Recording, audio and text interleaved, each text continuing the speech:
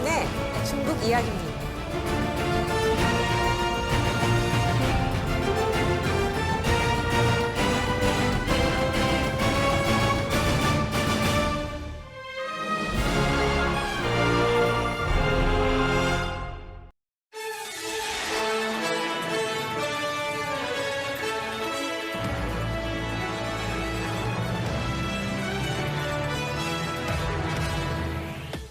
일단 지난 방송의 리뷰를 좀 잠깐 하고 넘어가야 될 것 같아요.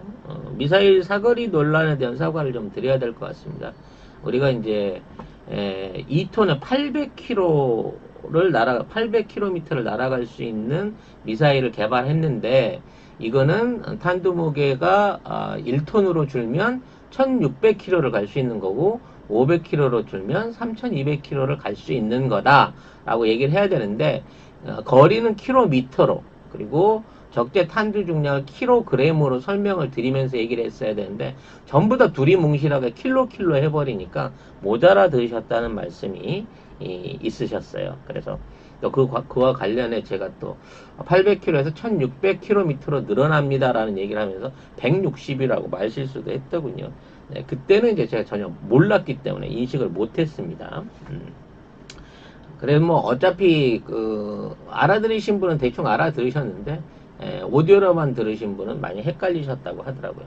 네, 2톤의 탄두 무게 그리고 800km의 발사 사거리를 갖춤으로써 실질적으로 우리는 500kg의 소형 핵탄두를 3200km 정도를 킬로미터 정도를 날려보낼 수 있는 중거리 유도탄 개발이 가능해진 전력으로 이해를 해야 된다 라는 부분으로 다시 정리를 해드리겠습니다.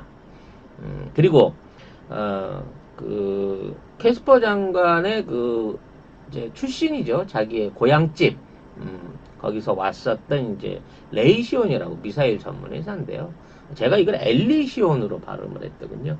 엘리시온은 저 헐리우드 SF에 나오는 하늘에 떠 있는 우주정거장 천국이었는데 제가 레이시온을 엘리시온으로 발음해서 지적을 들었습니다.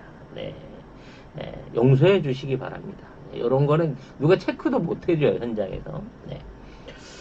그리고 파켓머리 유효기간이 지났다, 앱이 유효기간이 지났다라는 말씀이 있는데, 앱은 그대로고요. 도메인이요.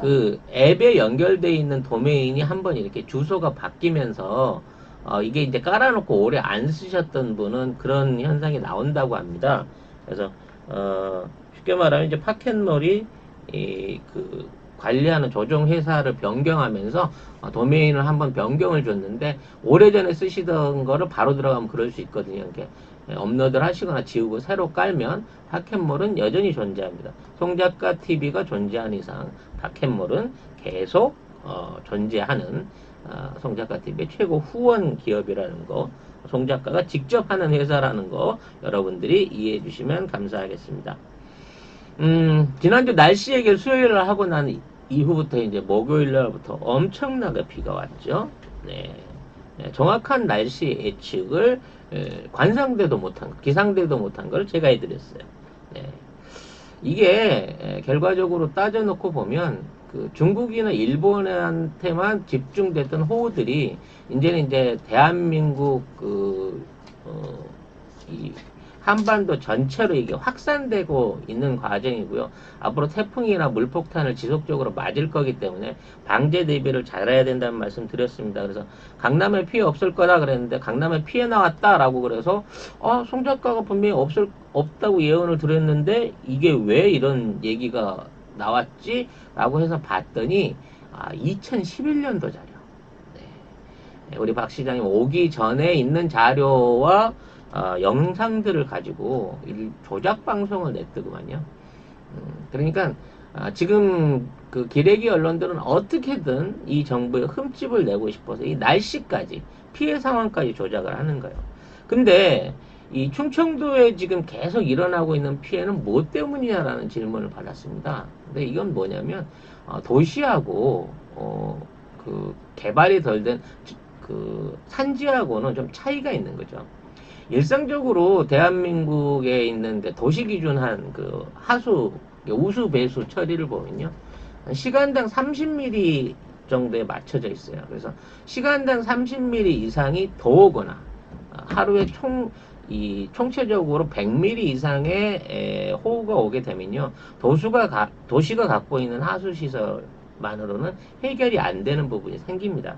그럼 이제 도심이 아닌 일반적인 뭐 농촌 지역이랄까 이런 군 단위 이런 쪽 같은 경우에는 이만한 하수 정비 시설을 안 갖고 있기 때문에 집중호우의 산사태라든지 침수 피해가 생길 수밖에 없는 부분이 생긴다는 거죠. 하지만 우리가 대비를 충분히 잘 하고 어찌됐거나 사다강을 파놓지 않았습니까? 사대강에 있는 지류들을 미리 좀 비워서 댐문을 열어놨기 때문에 그나마 홍수 피해를 좀 줄일 수 있었다. 중국과 일본의 경우를 반면교사하고 있다고 봐야 되는데요. 어찌됐거나 80mm, 막 하루에 200mm 이 정도 지금 쏟아지는 폭우에는요. 어떠한 대책도 이겨낼 수가 없습니다, 여러분. 그 정도 수준까지 이 방수 대책을 만들어서 유지되고 있는 도시라든지 그런 설계가 없어요. 그러니까 지금 우리는 참 미중류의 폭우 사태를 만나고 있고 앞으로도 이런 사태를 대비하기 위해서는 미리 배수 관로라든지 기존에 흘러가고 있는 지류들을 빨리빨리 준설하고 비워넣는 준비가 필요하다라고 말씀을 드릴 수 있을 것 같습니다. 여기까지는 지난 방송 리뷰였습니다. 아직 본방을 시작 못했네요. 네, 지금부터 본방 시작하도록 하겠습니다. 네, 첫 번째 주제는 우리 미통당과 부동산 정책의 어색한 만남이라는 주제를 좀 얘기를 해보려고 합니다.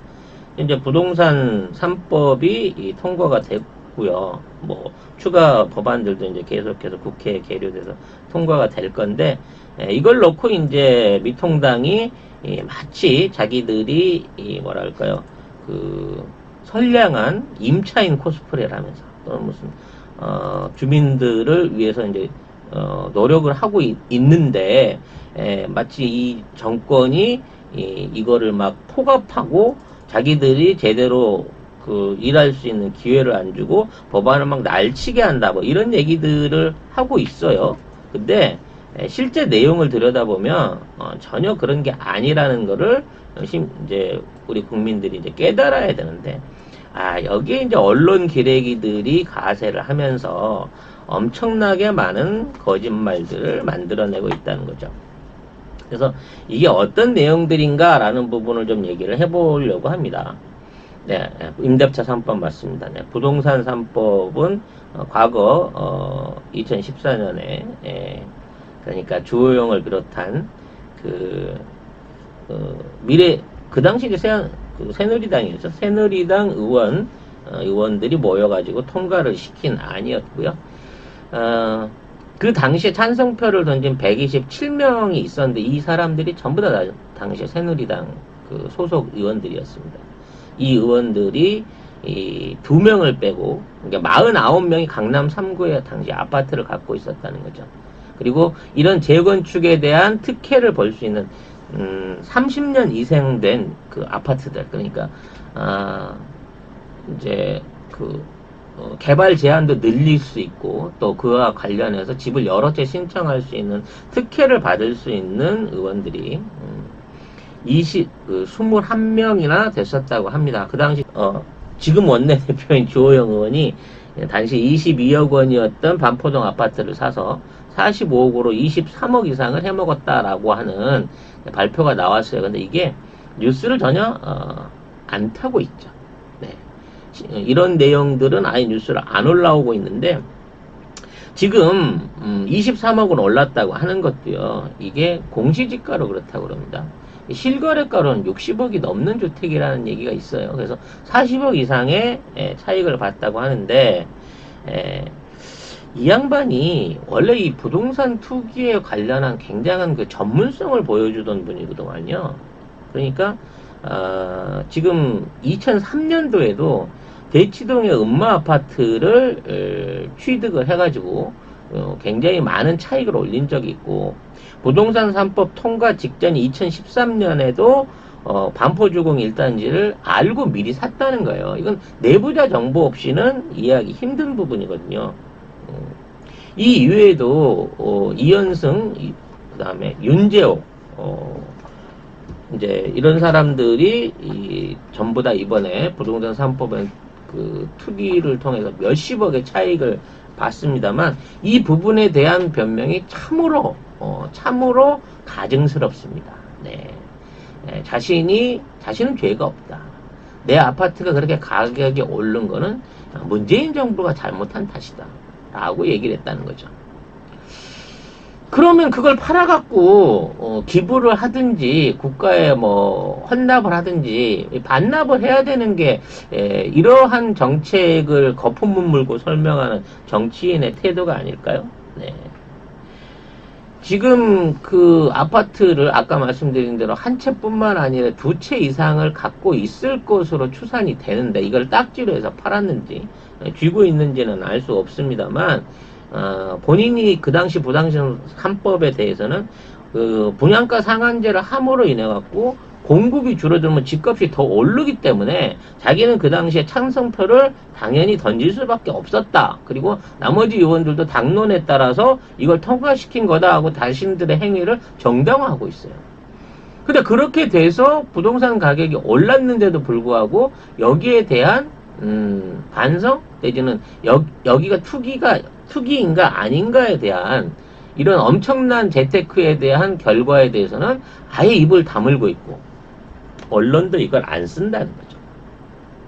박덕흠 의원 같은 경우에는 뭐 288억의 자산을 모았는데 이 모든 게 부동산을 통해서 얻어진 자산이었고 이게 전부 다 충청도 지역구인 의원이 서울에서 벌어들인 돈이라는 게 이게 이제 가증스러운 거거든요. 이게 기본적인 이 정책을 입에 담을 수 있는 사람들이 아닌 거예요. 근데 이걸 갖다가 미통당은 정부 여당이 하고 있는 부동산 정책을 공산주의다라는 식으로 얘기를 하고 있어요. 지금 임대차 상한법 자체, 이런 게 임대차 3법 자체를 전체주의다, 공산주의다라고 맹공을 하고 있는데 이러한 그 임대차 상한제와 보유세를 가지고 있는 나라, 우리보다 먼저 도입했던 나라들이 미국, 독일, 프랑스 같은 선진국들입니다. 이 나라에서 오히려 더 임대차법을 막아내기 위해서, 그러니까 임대차 가격이 오르는 걸 막아내기 위해서 더 많은 노력들을 하고 있는 국가라는 거죠. 지금 솔직히 그래요. 저는 강남의 그 땅값이 아무리 오른다 그래도 그 자체가 의미가 있다고 생각하지 않습니다. 강남 가서 살으라면 안 살아요. 누가 뭐 30년 40년 가까이 된 음모 아파트 다 찌그러진 데를 누가 가서 공짜로 살아라 그래도 안 살을 겁니다. 교통 나쁘죠? 공기 나쁘죠? 비 오면 침수도 잘 되는데 그런 데서 가서 일부러 살아라 그래도 안 산단 말이에요. 난 그 강남에 집값 오르는 건 나랑 상관없는 일이라고 잊어버리고 싶은 거야. 근데 문제는 뭐냐면 이 강남 지역의 집값이라는 어떤 계속 상승하는 부동산 불패라는 강남 부동산을 빌미로 해갖고 엄청나게 많은 불로소득들을 만들어낸다는 거예요. 다른 지역에 일반 군소도시에 있는 부동산들은 꼼짝을 안 하는데 반해서 강남에 있는 집들만 이마만큼의 엄청난 수익을 만들어내고 거기서 만들어내는 불로소득으로 이들이 이 다른 방향으로 투기를 하고 경제적 정의를 상실하게 만드는 이런 행위들을 지속적으로 하게 만들어주면 끊임없이 있는 애들의 돈잔치에 일반적인 서민이 거기 가서 끼게 되면 피해가 엄청나게 커진다는 겁니다. 그래서 이러한 미통당 의원들의 부동산 대책 비판은 사실은 뭐랄까요, 그들 스스로 자기들이 전부 다 그 수혜를 받고 그 수혜를 반납하지 않으려고 하는 태도를 봤을 때 이거는 지들하고는 관련이 없는 이런 그 법안일 수 있다는 거죠. 지금 뭐 종부세 관련된 얘기를 하고 있고요. 그 다음에 뭐 부동산 임대차에 관한 얘기들을 많이 하고 있는데 지금 현재 전체 국민의 종부세를 납부하는 사람이 1%가 안 된다고 합니다. 그러니까 5천만 국민으로 따져놓고 보면 50만 명이 채 안 되는 0.99%의 사람만이 종부세에 해당이 된다는 거예요. 그리고 세금이 중과세되는 다주택자들, 이른바 임대업을 해서 곧 망하게 생겼다고 하는 다주택자들은 거기보다 훨씬 적은 0.4%에 지나지 않는다는 겁니다. 근데 왜 모든 국민들이 분노하고 있는 것처럼, 모든 건물주와 부동산 소유자들이 분노하고 있는 것처럼 여론을 끌어가는 거죠. 그리고 왜 그렇게 조작되어 있는 내용들을 꺼내내는 겁니다. 주변에 정부의 부동산 정책, 임대차 정책에 대해서 비난하는 사람들한테 좀 물어보세요. 당신이 종부세 대상이 되냐고. 그리고 당신이 다주택자로서 이번에 중과세 맞는 만큼의 다주택 소유자이냐고 한번 물어보시라니까. 그런 사람들은요, 일반 같은 우리 서민이 만나볼 수도 없어요. 네? 구름 밟고 가는 거예요. 구름 밟고. 근데 그 본인이 해당도 안 되는데 그걸 가지고 정부에다 욕을 하고 있는 거는 이건 말이 안 되는 거 아닙니까?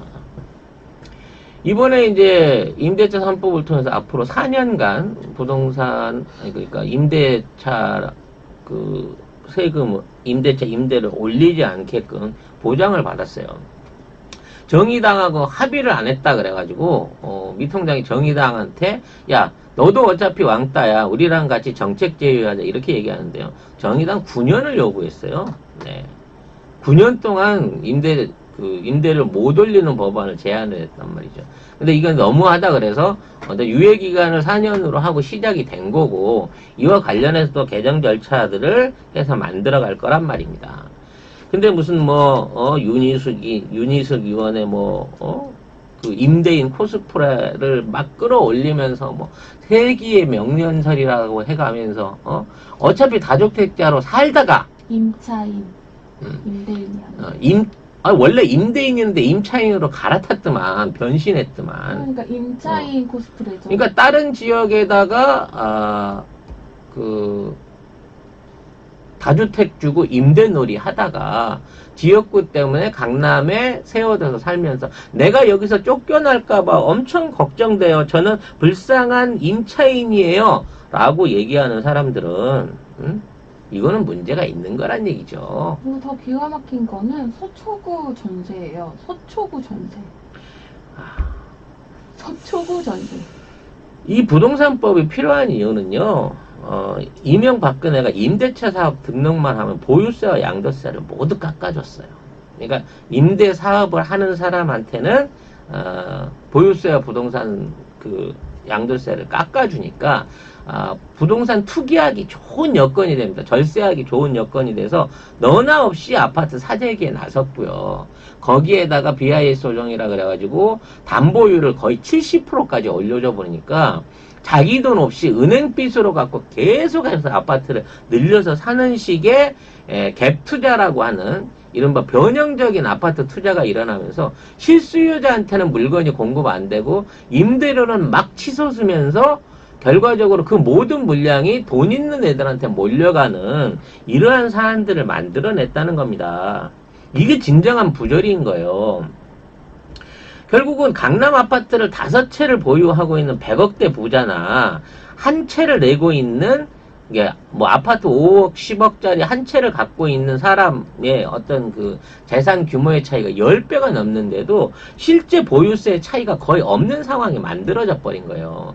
이걸 바로 잡고 또 이러한 부분에서 만들어진 그 부당 이익을 환수해서 이거를 공공주택 건설이라든지 공익적인 목적에 쓰자라고 하는 게 지금의 그 임대차법의 어떤 그 개혁인 건데 이거를 국민들이 분노하고 있다라고 잡으면 그럼 그건 국민이 아닌 거지. 1%밖에 안 되는데 이런 법안 싫다고 거리 나와 있는 분들 진짜로 당신네들이 이러한 법에 저촉돼서 실질적인 피해를 봐서 나오는 게 아니잖아요. 아니면 지금부터 열심히 벌어갖고 20년 후에 그런 부자가 될 생각인 건가? 이제 이런 부자는 더 이상 나와서는 안 되는 거예요. 아무튼 이러한 이러한 갈등, 시민적인 갈등을 오해를 만들고 이러한 그 가짜 뉴스들을 만들어내는 대표적인 기관들이 언론인 건데요. 이게 뭐 검경 유착이나 뭐 이런 사안들 같은 경우에는 검경유착. 검언 유착 뭐 이런 것들은 굉장히 경찰한테 갑자기 미안해지네. 언론과 어떠한 방식으로 지금 이제 유착이 돼서 이러한 내용들이 나오는가라는 부분은 우리가 사실 이해하기가 좀 어려운 구조잖아요. 근데 실질적으로 지금 언론사를 먹여 살리고 있는 사람들이 이 부동산 업자들이에요. 부동산 업자들. 그러니까 지금 웬만한 이제 이게 이제 김대중 대통령이 들어오신 이후에 문민정부가 유지되면서 어떻게든 부동산을 잡기 위한 대책을 만드는 과정 중에 조중동을 비롯한 모든 일간지 광고들이 전부 다 네, 부동산 광고로 1, 2면이 다 뒤덮이고 분양 광고로 뒤덮이면서 언론과 부동산 재벌들 간에 일종의 카르텔이 생긴 거예요. 그래서 걔네들이 부동산 정책을 부동산 정책 호도하고 모함하고 그리고 그 과정에 어디에다 땅을 사면 무조건 떼돈을 벌 것 같은 광고들을 유치해가지고 엄청나게 많은 떴다방과 부동산 투기 세력들을 양산해낸 거죠. 그리고 그들 자체가 언론사의 이른바 간부급 또는 뭐 사주는 아니다. 사주를 포함한 간부급들이 일종의 이제 관훈 클럽이라고 하는 그 특별한 단체, 관훈 클럽 이너서클이라고 하는 특별한 단체를 만들어서 있다고 하는데 얘네들 30% 이상이 강남에 거주하면서 대부분이 이제 부동산을 통해 갖고 쉽게 말해서 콩고물을 떼먹고 있는 애들인 거예요. 그럼 언론과 지금에 있는 기득권 부동산 재벌들이 원하는 건 뭐냐?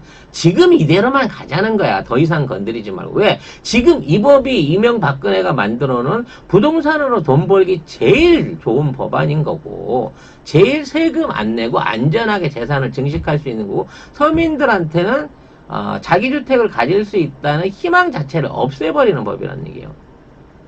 그래서 대부분들 지금 월세나 반전세로 이게 사는 사람들 같은 경우면 정말 조그만한 빌라 같은 거 뭐 이런 부동산들 같은 거를 천에 몇백씩을 주고 살 수밖에 없는 이유가 임차인이 그렇게 돈을 요구를 하거든. 근데 그 비용이면 사실상 훨씬 큰 좋은 아파트에서 살아도 될 정도의 비용을 임차인한테 뒤집어 씌우고 있는 거예요. 전세 물량을 없애고 임대차로 돌리는 이유가 그런 거거든. 그렇다고 치면 이러한 악습들이 반복되지 않게끔 우리 정부가 하는 대책들을 밀어줘야 되고 이 대책들이 서민들한테 환영을 받아야 되는데 대부분의 서민들은 환영하고 이 부분에 대한 수혜를 기대하고 있는 반면에 언론이 하고 있는 거는 나라가 망해간다. 공산주의가 문재인 정부를 통해서 부동산 정책으로 지금 나라를 망치고 있다. 이런 방식으로 거짓말을 한다는 것이죠. 의사가 모자란가? 의사 수가 모자란가요?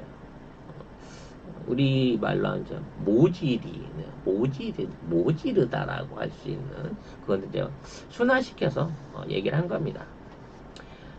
지금 이제 대한전공의협회하고 이게 전공이죠. 이 전공의 협회에서 이제 파업을 들어가고 이제 의사협회에서도 파업을 들어가겠다라고 얘기를 하면서 뭔가 이제 의료 대란이 일어날 것 같은 뉘앙스를 막 퍼뜨리고 거기에 관련된 여러 가지 이제 잡음들이 나오고 있습니다. 근데 왜 파업을 하냐라고 하는 내용을 물어보면 일단 의대 정원을 늘리겠다라고 얘기를 했다는 거죠. 그리고 공공의대를 만들겠다는 겁니다. 그러니까 지금은 이제 대부분 대학병원을 영리적으로 유지할 목적으로 많은 대학들이 병원을 만들고 의과대학을 만들고 이렇게 돼 있는 거를 공공의대를 설립하겠다는 거죠. 국가가 지원하는 공공의대를 만들어 가지고 좀 더 의사가 쉽게 될 수 있고 좀 더 뭐 수업료도 많이 떨어질 거고요. 뭐 이런 부분에 대한 이제 의사 증원을 준비를 하고 있다는 거죠. 그리고 이제 한약, 첩약의 급여화. 그러니까 전에도 한번 말씀드렸습니다만 모든 한약을 해주는 게 아니라 치료 목적을 위한 몇 가지 효과 있는 탄약들에 대해서 뭐 일일 뭐 1년에 며칠분에 한해서 급여해준다 뭐 이런 얘기 있었고요. 또 원격 의료에 대한 부분도 이제 심각하게 도입을 검토하고 있다고 합니다. 그러니까 옛날에 삼성이 하려고 했던 원격 의료 이런 차원이 아니고요. 지금 비대면에 의한 코로나의 확산 금지가 요구되는 상황이기 때문에 자, 이런 그 단순 환자들 같은 경우에는 원격 의료나 또는 AI 의사를 통해 가지고 사전에 코로나의 발병 여부나 뭐 감염 여부를 확인할 수 있는 이런 것들을 만들겠다는 거예요. 그래서 이거를 갖다 반대한다라고 하면서 파업을 하겠다고 얘기를 하고 있습니다. 사실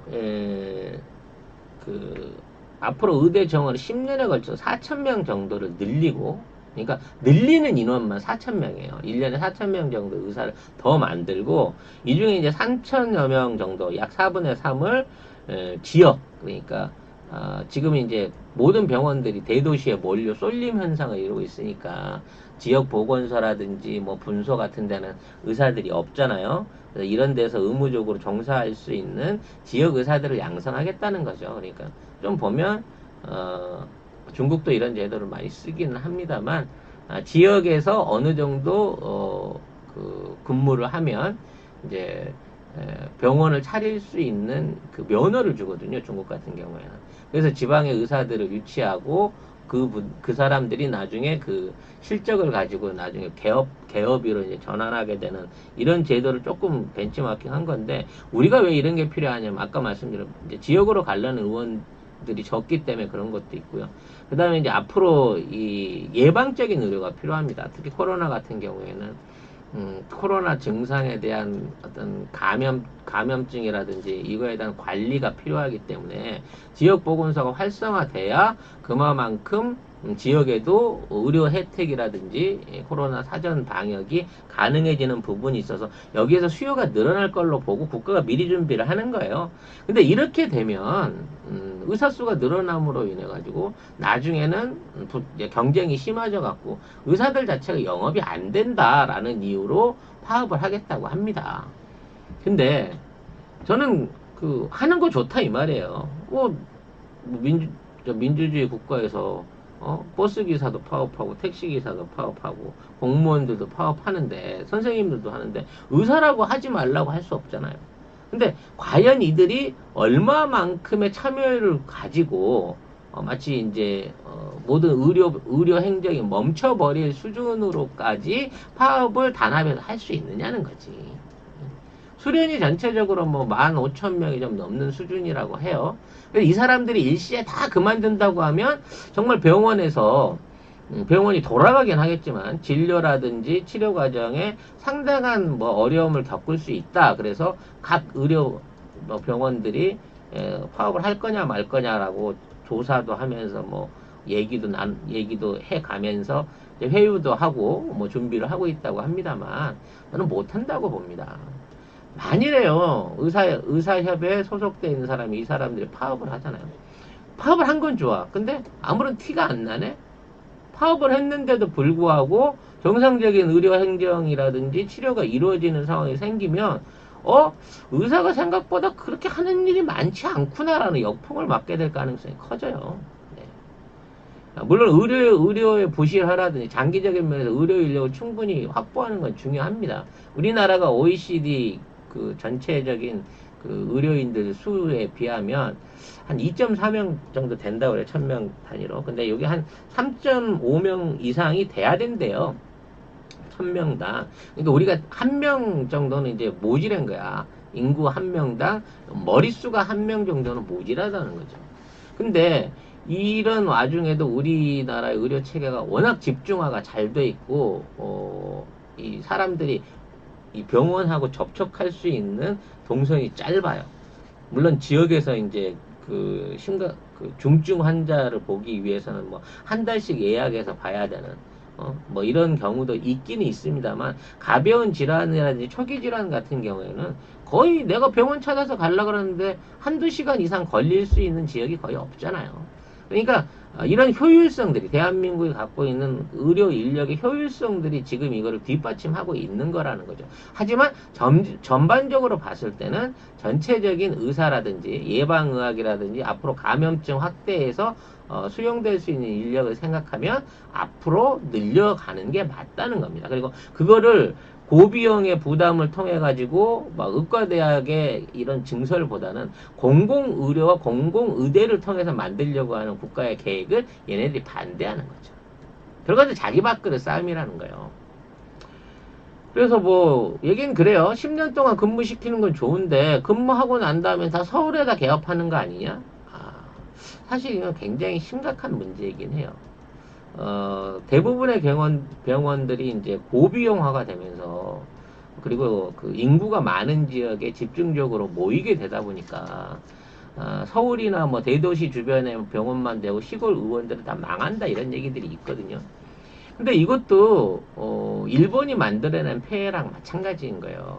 이 모든 게 의사를 수급할 수 있는 그리고 그러니까 그 일종의 학원 의사라고 불리는데 어느 학교를 나온 의사들이 어떠한 방식으로 배정받고 어떠한 방식으로 영업을 하고 이것 서로 대학들에 따라서 출신 뭐 대학과 어떤 출신 병원에 따라서 어떠한 방식으로 경쟁하는가가 이게 그물망 조직처럼 퍼져 있기 때문에 이러한 조직적인 세력 안에 들어가기 위해서 명문 병원이나 어떤 파이가 큰 병원으로 가려고 하는 불합리가 생기고 있는 부분이 있거든요. 이걸 해소하기 위한 공공의료원으로 이것들을 이제 확산시켜 난다. 의료 행정을 좀 확산시켜 나간다 그러면 저비용에 그러니까 돈 적게 들여서 배워서 의사가 돼서 지역에서 개업으로서 큰 돈을 벌려고 하는 게 아니라 적절한 수준의 연봉을 받으면서 의료 봉사인으로서 공무원처럼 활동할 수 있는 의사들이 만들어질 수 있다는 거예요. 또 그런 의사들이 제반에 깔려야만 아주 중증이라든지 고비용의 무슨 뭐 수술기기라든지 이런 것들을 필요로 하는 게 아닌 일반적인 서민들이 가벼운 증상 안에서 병원을 찾기가 훨씬 더 유리해지고 이게 이제 의료복지의 기본이라는 거거든요. 그래서 이거를 나쁘게 보고 여기에서 이제 뭐 파업을 한다든지 극단적인 행동을 통해 가지고 이 시도를 제지하려고 하게 되면 결국 자기 목을 조일 거라는 거예요. 이 부동산 재벌 그 국회의원들이 하는 짓처럼 내가 하는 말하고 내가 하는 행동하고 언밸런스 되는 경우가 생긴다는 거예요.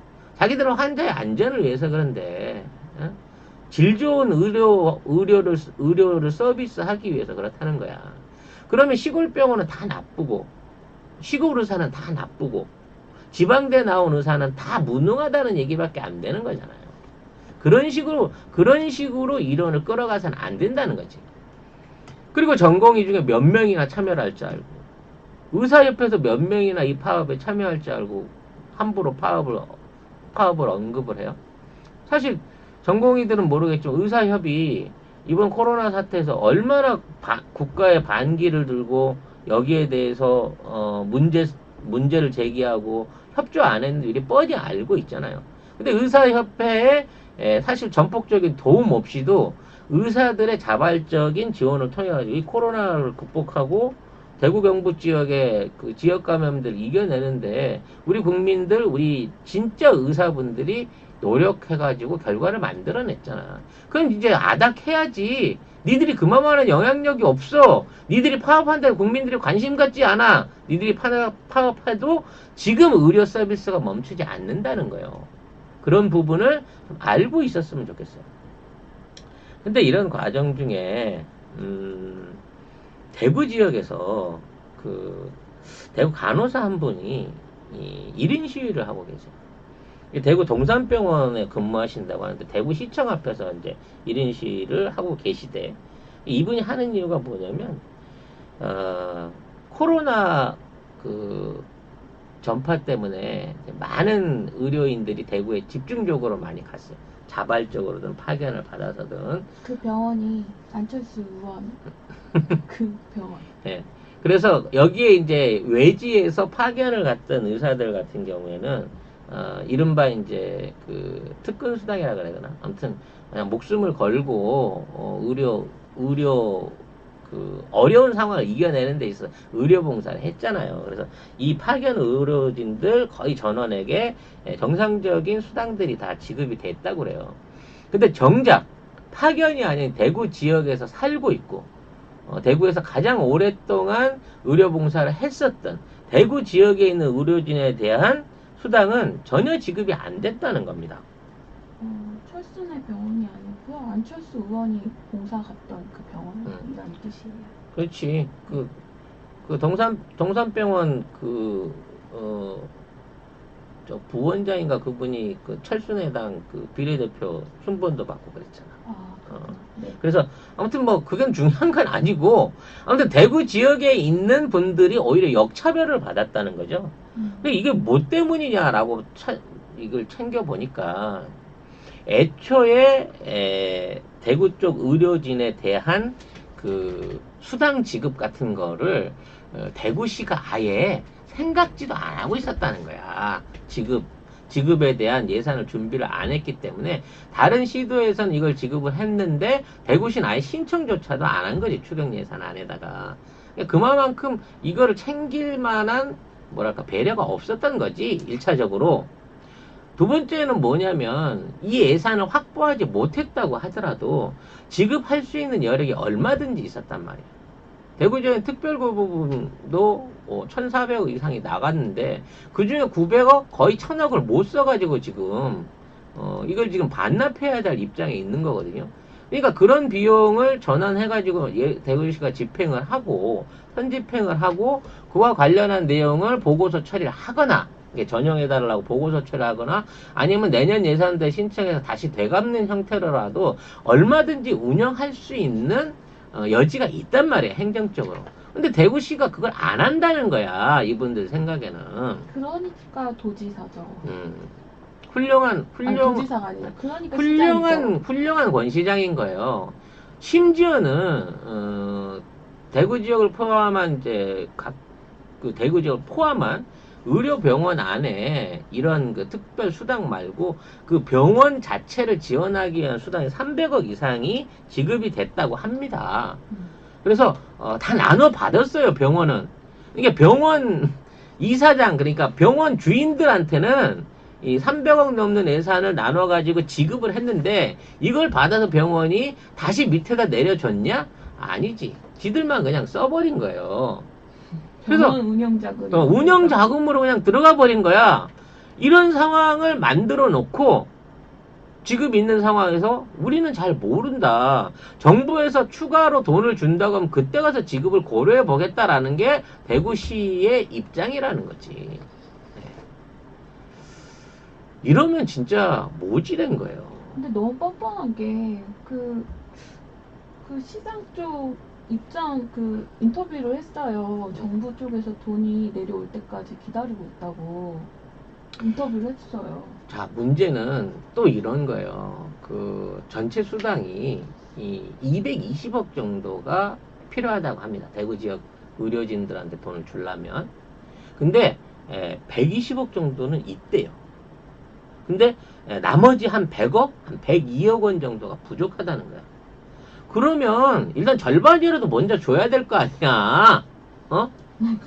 절반이라도 먼저 주고 나머지는 제가 어떻게든 뭐 예산을 옮겨서 가져오든지 아니면 다음 예산을 신청해서 받든지 이런 방식으로 지급을 하겠습니다라고 하는데 이거 지급해버리면 혹시 나머지 안 줄까봐. 아 이거 받은 거 썼네라고 얘기할까봐 정부가 무조건 이던 220억을 따로 떨어뜨려 주는 거 부족 금액을 채워주기 전에는 난 돈 못 써라고 버티고 있다는 거죠. 아 이거는 진짜 일본에서나 볼 수 있는 그런 행정인 거예요. 그리고 또 이 대구 지역 안에는 이 의료인들 뿐만이 아니고 대구의 일반 서민들이라든지 대구 지역에서 피해를 받은 많은 분들한테 돌아가기 위한 특별 교구분들이 있었어요. 근데 그 중에 1,000억 이상을 얘네들이 지급을 안 하고 쥐고 있었잖아. 근데 정부가 야 왜 지급 안 했어? 도로 내놔. 그러니까 어이구 이렇게 나올 줄 몰랐네. 그냥 내가 쥐고 있으면 우리 예산으로 주는 건 줄 알았더니 이거 찾아가는 거였어? 라고 부랴부랴 나중에 지급을 해보려고 했으나 기준을 못 만들어서 못 줬다는 거예요. 되려 그 안에서 부정수급을 받았던 공무원들이나 부정수급 대상자로 먼저 선금을 타간 애들은 전부 다 그 돈을 받아가지고 도로 토해내야 될 입장인데 반해서 진짜 서민들한테는 1,000억 가까운 예산을 나눠줄 수 있었는데도 안 나눠줬다는 거예요. 그리고 결국 그게 한수가 되고 말 거라는 거죠. 대구 시내에 있는 10개 전담병원에 각각 300억씩을 지원했다고 합니다. 네. 그래가지고 이제 3천억 정도를 쓴 거네요. 10개 지역에다가 했는데. 근데 이 3천억 중에 220억을 못 잘라가지고 거기에 대한 분배를 계산을 안 집어넣어가지고 병원한테는 3천억이 갔는데 의료인들한테는 개인적으로 돌아갈 수당 220억이 안 돌아가고 있는 현실. 네. 이것이 지금 대구의 행정의 현실인 것이죠. 네. 아무튼 이렇게 되다 보니까 대구시내 의료 노조라든지 의료인 사이에서는 대구시 자체가 아예 그 돈 줄 의지가 없다 라고 얘기를 하고요. 평상시에 이제 대구는 의료진이 너무 많다 우리는. 그래서 이 의료진의 숫자가 많아서 시가 감당을 할 수 없다 라고 얘기를 하면서 의료진한테 줄 비용은 없어도 병원들의 긴급 손실보신과 운영 자금으로 300억을 먼저 줬다라고 얘기를 하고 있는 거예요. 물론 병원도 손실을 받겠죠. 코로나 때문에 경영이 정상적으로 됐을 리가 없잖아요. 환자를 정상적으로 못 받아서 손실 본 부분은 있는데, 자, 우선 관계를 일한 사람을 먼저 챙겨줬어야 되느냐, 병원을 먼저 챙겨줬어야 되는 차원에서 도대체 권 시장은 뭘 생각하고 있는 건지, 이런 시장이 어떻게 인기가 그렇게 높으면서 자기 대권 주자로까지 올라갈 수 있는 것인지 참 모질하다. 머릿수가 모질한 건지 의사가 모질한 건지 모르겠지만 참 모질이 같은 의사들이 있고 모질이 같은 시장이 있더라 라는 차원에서 이 방송을 좀 해봤습니다. 자, 아시아나 항공이 지금 인수 불발 쪽으로 지금 가고 있습니다. 지금 아시아나 항공 관련해서는 제가 작년 4월 17일, 4월 24일 두 번 한번 방송을 했었어요. 작년? 네. 2019년 4월 17일과 그냥 우리가 유튜브 시작한 게 3월 달이야. 유튜브 시작했던 초창기 때 4월 17일, 4월 24일에 지금 아시아나 인수가 수상하다. 저기에 지금 숨겨진 자금이 있어가지고 저것 때문에 인수가 쉽지 않을 전망이다라는 얘기를 했는데, 자, 여기에 링크를 제가 올려드릴 테니까 여러분들이 가서 송 작가가 정말 작년 4월 달에 이런 방송을 했는지 그 얘기를 한번 보시기 바라겠습니다. 그러니까 그전 거는 팟캐스트로만 나갔어요? 그전 스토리는? 그 앞 스토리는 그렇고, 그 말. 네. 이 아시아나 항공, 아시아나 인수가 불발될 가능성이 높다라는 예언을 내가 작년도에 했었던 방송이 있어요. 근데 지금 실제적으로 이게 불발 각오로 지금 가고 있습니다. HDC 현대산업개발이 2조 5천억에 인수를 하기로 했어요. 인수를 하기로 하고 계약금도 2,500억을 먼저 꽂았습니다. 사실상 이제 인수가 돼야 되는데, 자, 인수를 진행하던 과정 중에 신규로 부채가 엄청나게 추가로 나온 거예요. 그러니까 2조 5천억이면 그냥 부채 포함해서 이래저래 이제 안고 가려고 생각을 하고 이 돈을 내고 인수를 해야지라고 생각을 했는데 숨겨져 있던 빚덩어리가 확 튀어나온 거죠, 어디서. 이게 나온 게 얼마인 줄 아세요? 인수 금액을 넘는 2조 6천억 원이 넘는 추가 2조 8천억 원. 2조 8천억이 넘는 추가 부채가 6개월 만에 기어 나온 거예요. 그러니까 계약 당시하고 지금하고 아시아나의 어떤 부실 부분이라든지 이런 것들이 심각한 상황으로 늘어나 버린 거야. 아니, 어떻게 늘면 6개월 만에 2조 8천억이 늘어날 수가 있지? 이건 당시에 계약서를 쓸 때 일종의 뭐랄까 사기를 친 거야. 이면 계약으로. 이게 제대로 조사가 돼 있는 상황이었으면 결과적으로 인수가격이 이렇게 나올 수가 없는 거죠. 그래서 이거를 재실사를 해줘라 라고 요구를 하고 있습니다. 결과적으로 지금 그동안 계약 당시에 썼었던 아시아나의 기업 상황은 거짓말이었다. 재조사를 다시 해줘라 라고 얘기를 하고 있는 거예요. 아시아나는 뭔 소리야. 그 계약서 썼으니까 아니 뭐 아니면 말어. 그럼 뭐 2,500원 포기하고 가든가. 뭐 이런 배짱을 튀기고 있는 상황인 거고. 자, 이거를 팔아야 되는 이제 산업은행이나 또 산업은행을 관리하고 있는 금융위원장 같은 경우에는 만일에 딜이 안 돼 갖고 이게 무산이 되면 기간산업 안전기금이라는 게 있대요. 이게 항공은 기간산업인 거예요.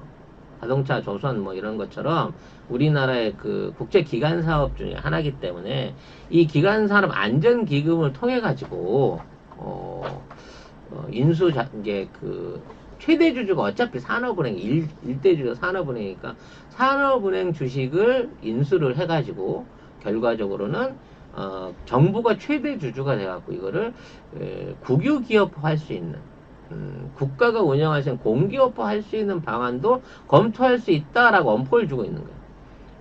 그러니까 현대 입장에서는 눈탱이를 맞은 거고, 물론 뭐 코로나라든지 뭐 여러 가지 이유가 있을 수 있습니다만 현대 입장에서는 눈탱이를 맞았다고 생각을 했기 때문에 가격 조정을 해달라는 얘기고, 금호는 안 살라면 말어라고 배짱을 튀기고 있는 거고요. 금융위 같은 경우는 웬만하면 니들끼리 연말 안에 해결을 해.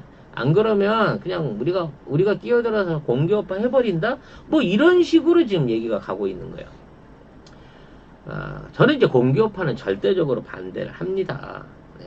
그리고 이제 현대 입장에서도 이거를 2,500억을 통으로 다 날리진 않을 거예요. 왜냐면 계약금이라고 물론 지급을 했지만 나중에 이제 이 계약 내용이 처음에 작성했던 때와 너무 다르거나 손실이 있다고 치면 이행보증금을 이제 반환하는 소송을 통해 가지고 다만 얼마라도 소송을 통해 되찾을 가능성이 커요. 왜?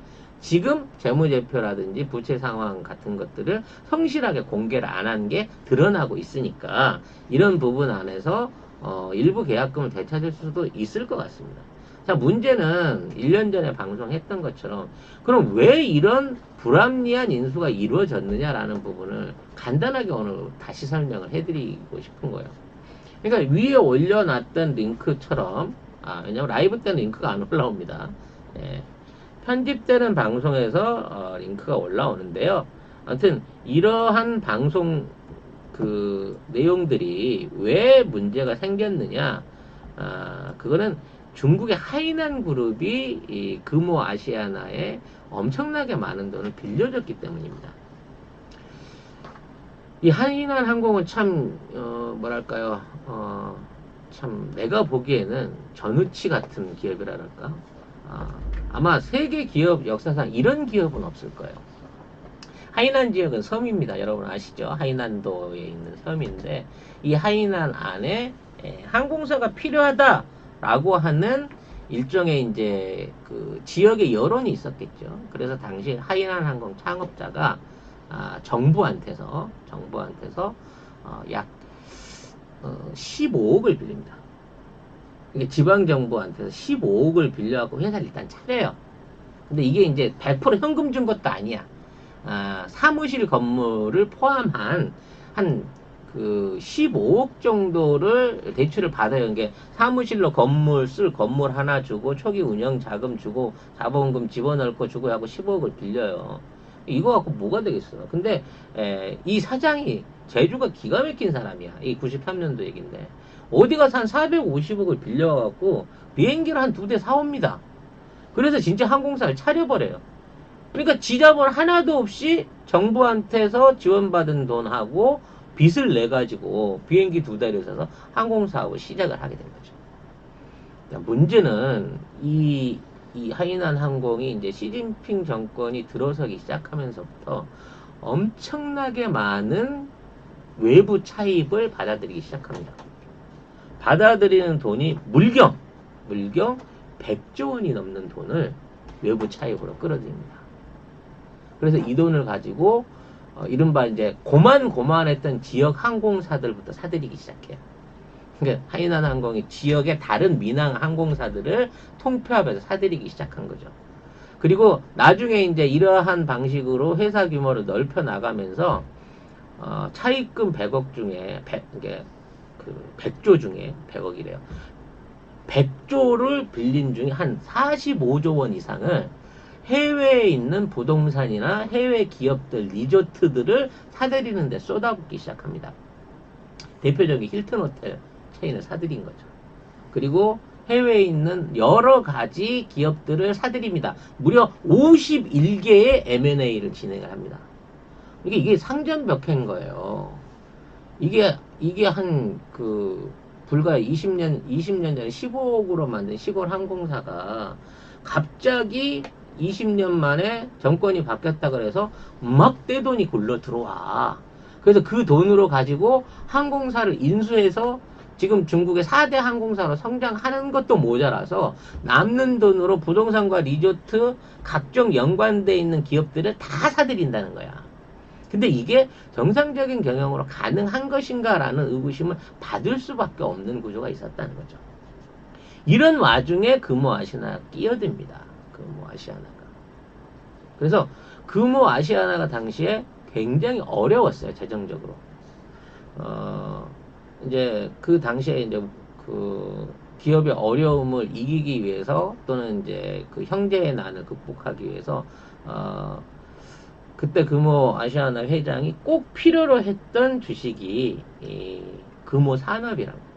금호 그 광주 터미널을 비롯한 고속버스 사업을 운행하는 금호산업이라고 하는 지주회사를 살려서 자기가 소유하는데 그 돈이 필요했는데 이 돈을 마련을 못한 거예요.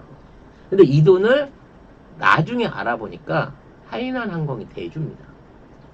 인수를 2015년쯤에 인수를 하기 위해서 한 7천억 원 가까이 필요했다고. 네. 근데 그 당시에 지금 드러난 걸로는 일단 1,600억을 20년 무이자로 돈을 빌려줍니다. 무이자. 네. 이게 회사채를 사주는 거죠, 무이자로. 그래서 왜 하이난 항공 여기에다 이렇게 해서 돈을 1,600억을 공식적으로 쏴준 1,600억에 지금 드러난 게 1,600억을 쏴줬냐? 그 당시에 아시아나가 이제 기내식 사업을 외주를 주고 있었는데 이 기내식 사업을 독점적으로 할 수 있게 해준다라는 조건으로 해가지고 그 돈을 받은 거예요. 일종의 보증금으로. 근데 아시아나 항공이 얼마나 커갈지는 모르지만 20년 동안 기내식 팔아서 그것도 6대4로 나눠 먹는데 아시아나 항공하고 하이나하고 6대4로 나눠 먹는데 그 케이틀링하고 1,600억을 이거를 받아들일 수가 보증할 수가 없어요. 그만큼 못 번다는 거야. 기내식 매출이 얼마나 되겠어요. 그런 와중에 이 기내식 공장을 하기 위해서 이제 김포 지역에다가 공장을 짓습니다. 한 500억 정도 공장을 짓는데 이제 이 공장도 우리가 투자해서 지을게라고 하고 하이난이 투자를 하게 되는 거죠. 그래서 1,600억을 보태갖고 2,100억 가까이가 공식적으로 금호아시아나로 건너가게 되는 겁니다. 그럼 그거는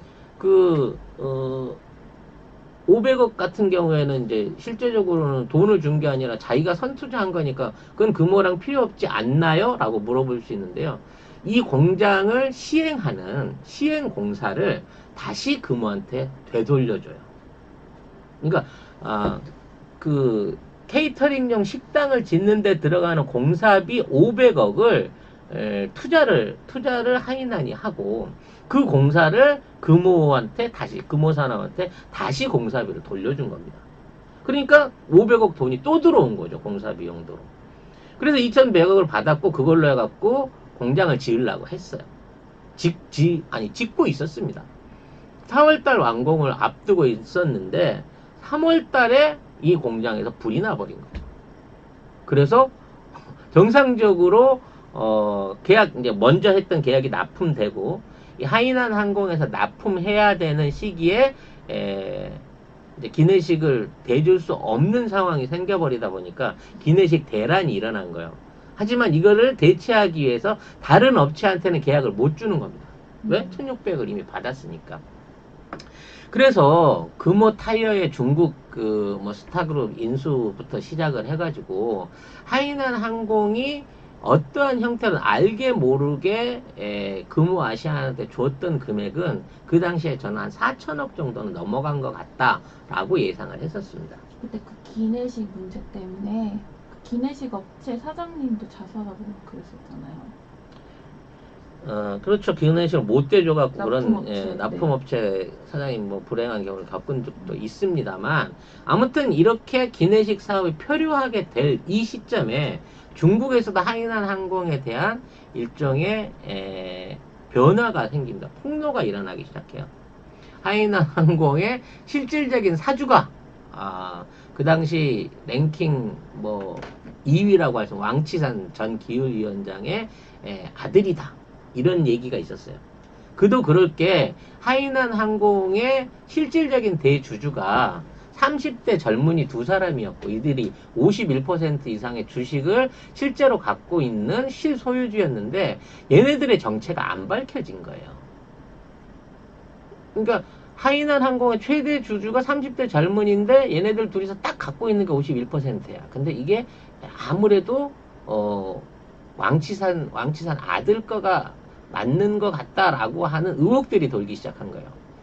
이 의혹이 딱 발표되자마자 그 두 젊은이가 한 사람은 이제 왕치산 아들이고 한 사람은 시진핑의 숨겨놓은 자식이다 뭐 이런 얘기가 있었는데 밝혀지진 않았어요. 당시 루머가 그랬으니까. 이 두 사람이 가지고 있던 51%의 주식을 포기하고 국가에 기부하고 공식 석상에서 사라져 버립니다. 그러니까 130조 원 규모의 항공사에 있는 절대 주식 51%를 소유권을 버려버리고 튄 거예요, 이 두 사람이.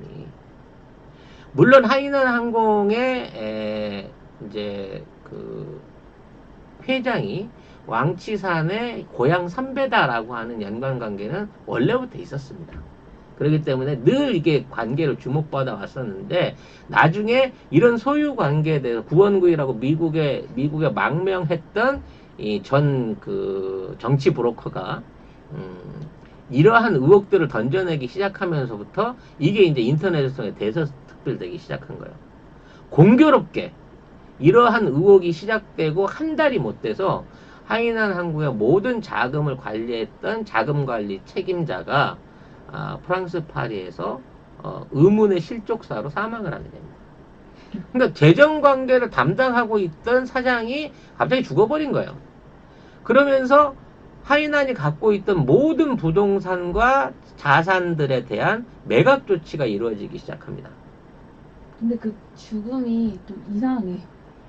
굉장히 이상하죠. 왜냐하면 너무 이상해. 높이가 그렇게 높지도 않았을 뿐더러 왜 사진을 찍다가 뒤로 넘어가서 떨어졌는지 이해가 잘 안 되는 부분도 있고요.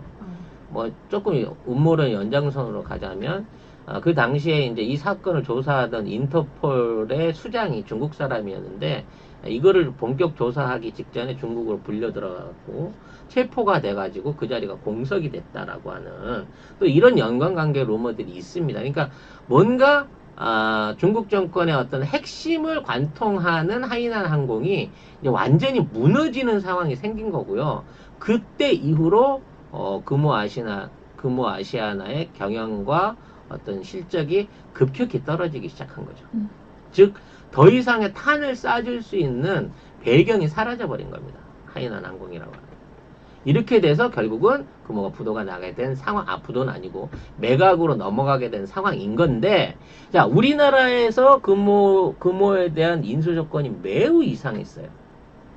늘 지적합니다만은 금호 회장 일가가 갖고 있던 주식들에 대해서 이걸 구주를 그 소각하지 않고 이거를 시장가로 사줘야 된다. 프리미엄을 붙여가지고 무려 7천억 정도의 가격을 쳐서 이미 망해버린 더 이상 어떤 기업으로서 가치를 상실하고 이제 부도날까 저대 부도날까 한 그 주식들을 7천억 주고 사줘야만 금호아시아나를 인수할 수 있다라고 하는 조건이 만들어져 버린 거예요. 저는 이러한 특혜가 또는 이러한 이상한 매각 조건이 어떻게 일어날 수 있을까? 뭔가 눈에 보이지 않는 뒷배가 작용한 게 아닌가라는 의심을 지금까지 갖고 있어요. 금호아시아나의 실질적인 액면가는 제가 보기에 1조 원이 못 됩니다. 회사의 규모로 보나 매출로 보나 그리고 아주 불량한 재정 어떤 자금 상태를 보더라도 이게 뭐 2조 5천원까지 갈 기업이 아니거든요. 근데 이 중에 7천억 이상이 쓰레기나 다름없는 이 전 경영진의 구주를 구입하는 데 들어간 비용이라고 치면 이건 단순한 프리미엄으로 보기 힘든 돈이고 저 돈에는 절대 손대지 못할 강자 내지는 힘 있는 자의 권력이 있다라는 주장을 1년 전부터 해온 거예요. 자, 아무튼 이와 관련해서 이제 이러한 부담을 안고라도 무리라기보다는 그 당시는 이제 수익성을 낼 수 있다는 저기가 그 자신이 있었으니까 샀겠습니다만 이 인수자로 등장했던 현대가 지금은 손을 놓고 이제 뒤로 나자빠져 버린 거예요. 왜? 지금 2,500억을 차라리 다 날리는 게 낫지. 부채 2조 8천억을 추가로 떠안고 이 코로나 상황 속에서 전 세계 항공산업들이 전부 다 추락하고 있는 입장에서 무리해서 지금 이 아시아나를 끌어안을 수 없다라고 하는 나름대로 계산이 있는 거예요. 지금 손절매 하는 게 그나마 손실을 줄일 수 있다는 판단도 할 수 있다는 겁니다. 문제는 이걸 공기업화 시키는 게 맞냐는 거죠. 금호아시아나가 국가기업으로서 편입돼서 우리 자본이 들어가는 게 맞냐는 겁니다. 꼭 필요하기 때문에 기간 산업이기 때문에 들어갈 수 있다는 명분은 있겠습니다만 이게 이제 형평이 또 안 맞는 게 여러 가지 군소항공사 이스타나 항공이라든지 이런 기존의 군소항공사들에 대한 지원하고 너무 차이가 날 수밖에 없는 모습이 보인다는 거죠. 현재도 이스타 항공은 그 부도 직전 상황으로 가고 있어요. 인수가 제대로 안 돼가지고. 그래서 지원을 해서 이걸 살려야 되느냐 아니면 이걸 해체를 해야 되느냐라는 부분을 놓고 정부가 심각하게 고심을 하고 있습니다. 문제는 이제 이스타나 항공의 그 전 사주이면서 실질적인 사주가 이상직 의원이라고 여당의 국회의원이라는 거죠. 전북 지역에서 이제 그 유일한 항공사 기업이었는데 이게 이상직 의원의 소유로 돼 있기 때문에 본인이 모든 경영권을 다 내려놓고 본인의 지수익을 꺼내놨는데도 불구하고 여기에 이스타나항공 회생을 위해서 뭔가 국가 지원이 들어가게 되면 이게 이제 일종의 여권의 어떤 그 비리로 비칠 수 있는 부분이 있어서 함부로 손을 못 대는 부분이 있다는 거예요.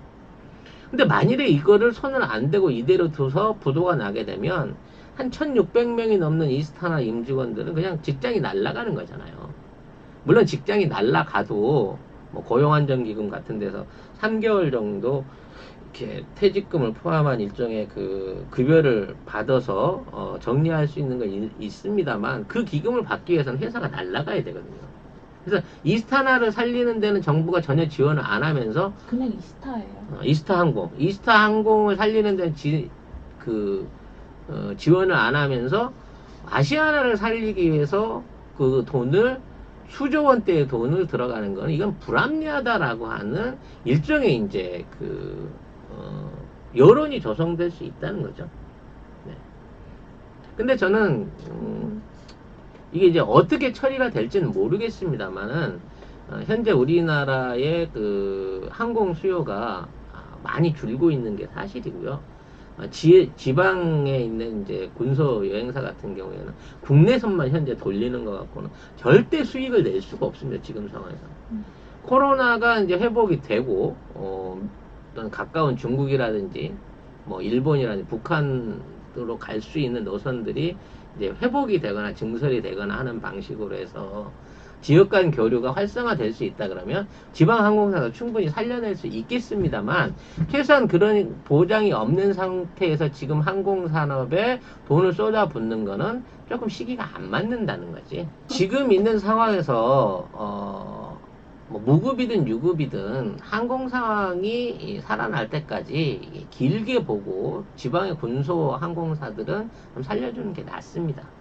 근데 아시아나는 이게 굉장히 개인적인 오피셜인데요. 차라리 분리하고 이게 해산하고 아시아나가 갖고 있던 영업권이나 나머지 그 어떤 항공 자산들을 군소 항공사들이 인수할 수 있게끔 운영하는 게 더 맞지 않을까라는 생각을 조심스럽게 제 개인적인 의견으로 펼쳐봅니다. 왜냐면 지금 아시아나를 저대로 2조 5천억의 인수가와 2조 8천억의 추가 부채까지 안고 5조 원 이상, 6조 원 넘는 돈을 투자해서 그 항공사를 유지할 바에야 그냥 새로 하나 차리는 게 나아. 새로 하나 차려도 5분의 1 가격도 안 들어. 근데 이걸 살리기 위해 들어가야 될 돈이 어마무시한 데다가, 그렇다고 하더라도 경쟁력 있게 살릴 수 있다라고 하는 어떤 그 보장이 없어요, 지금. 아세안의 형태로 봐서는. 그리고 늘 얘기하지만 도대체 그 금호 일가가 쥐고 있었다고 하는 32%의 구주를 왜 소각시키지 않고 프리미엄까지 붙여서 7천억이 넘는 돈으로 사줘야 되느냐. 이 7천억이라는 돈의 규모가 왜 중국 하이난 항공이 기본적으로 우리 아시안한테 직간접적으로 지원해서 줬을 돈하고 금액 액면이 맞아떨어지느냐에 대한 이 우연성도 반드시 검증이 돼야 되는 부분이라는 거거든요. 그래서 금호 아시안에 대한 관심을 여러분들이 앞으로도 좀 꾸준히 가져주셨으면 좋겠어요. 제가 보기에 총수 일가들은 이제 다 포기했어. 예를 들어 그게 정상적인 매각이 들어와서 자기한테 들어올 돈이면 7천억이 자기한테 들어올 수 있는 그 돈 갖고 나머지 있는 계열사를 살릴 수 있거든요. 근데 저렇게 배짱 튀고 안 할란마 하는 거는 저 돈 내 돈 아니야 라고 하는 간접적인 의사 표현이라고 봐요. 그렇기 때문에 아시아나 인수에 관련한 그 당시 주식도 많이 오르락 내리락 했었습니다만, 아시아나 인수에 관련된 부정적인 전망은 역시나 송 작가의 예상이 또 맞아떨어지고 있다. 기업에 투자 안 하고 계열사들한테 불법 지원한 정황이라든지 이런 것들을 봤을 때는 도덕적으로 문제가 큰 기업이고, 이런 기업은 차라리 해체돼서 새롭게 태어나는 게 맞다. 다만 아시안에서 일하고 있는 많은 연관 그 직원들이나 연계 기업들이 손해가 나지 않도록 정부가 어느 정도 나서서 청산을 주도해 주는 게 어떨까라는 개인적인 의견을 갖고 있습니다. 지금 이제 방위비 협상이 계속 교착 상태에 있으면서 뭐 여러 가지 그 얘기들이 미군 철수에 관한 또는 뭐 한반도 안보에 대한 여러 가지 얘기들이 이제 왔다 갔다 하고 있습니다만, 제가 생각했을 때 지금 방위비 문제는 최소한 대한민국은 그 방위비 문제 안에서는 당분간 좀 생각을 안 하는 게 낫다.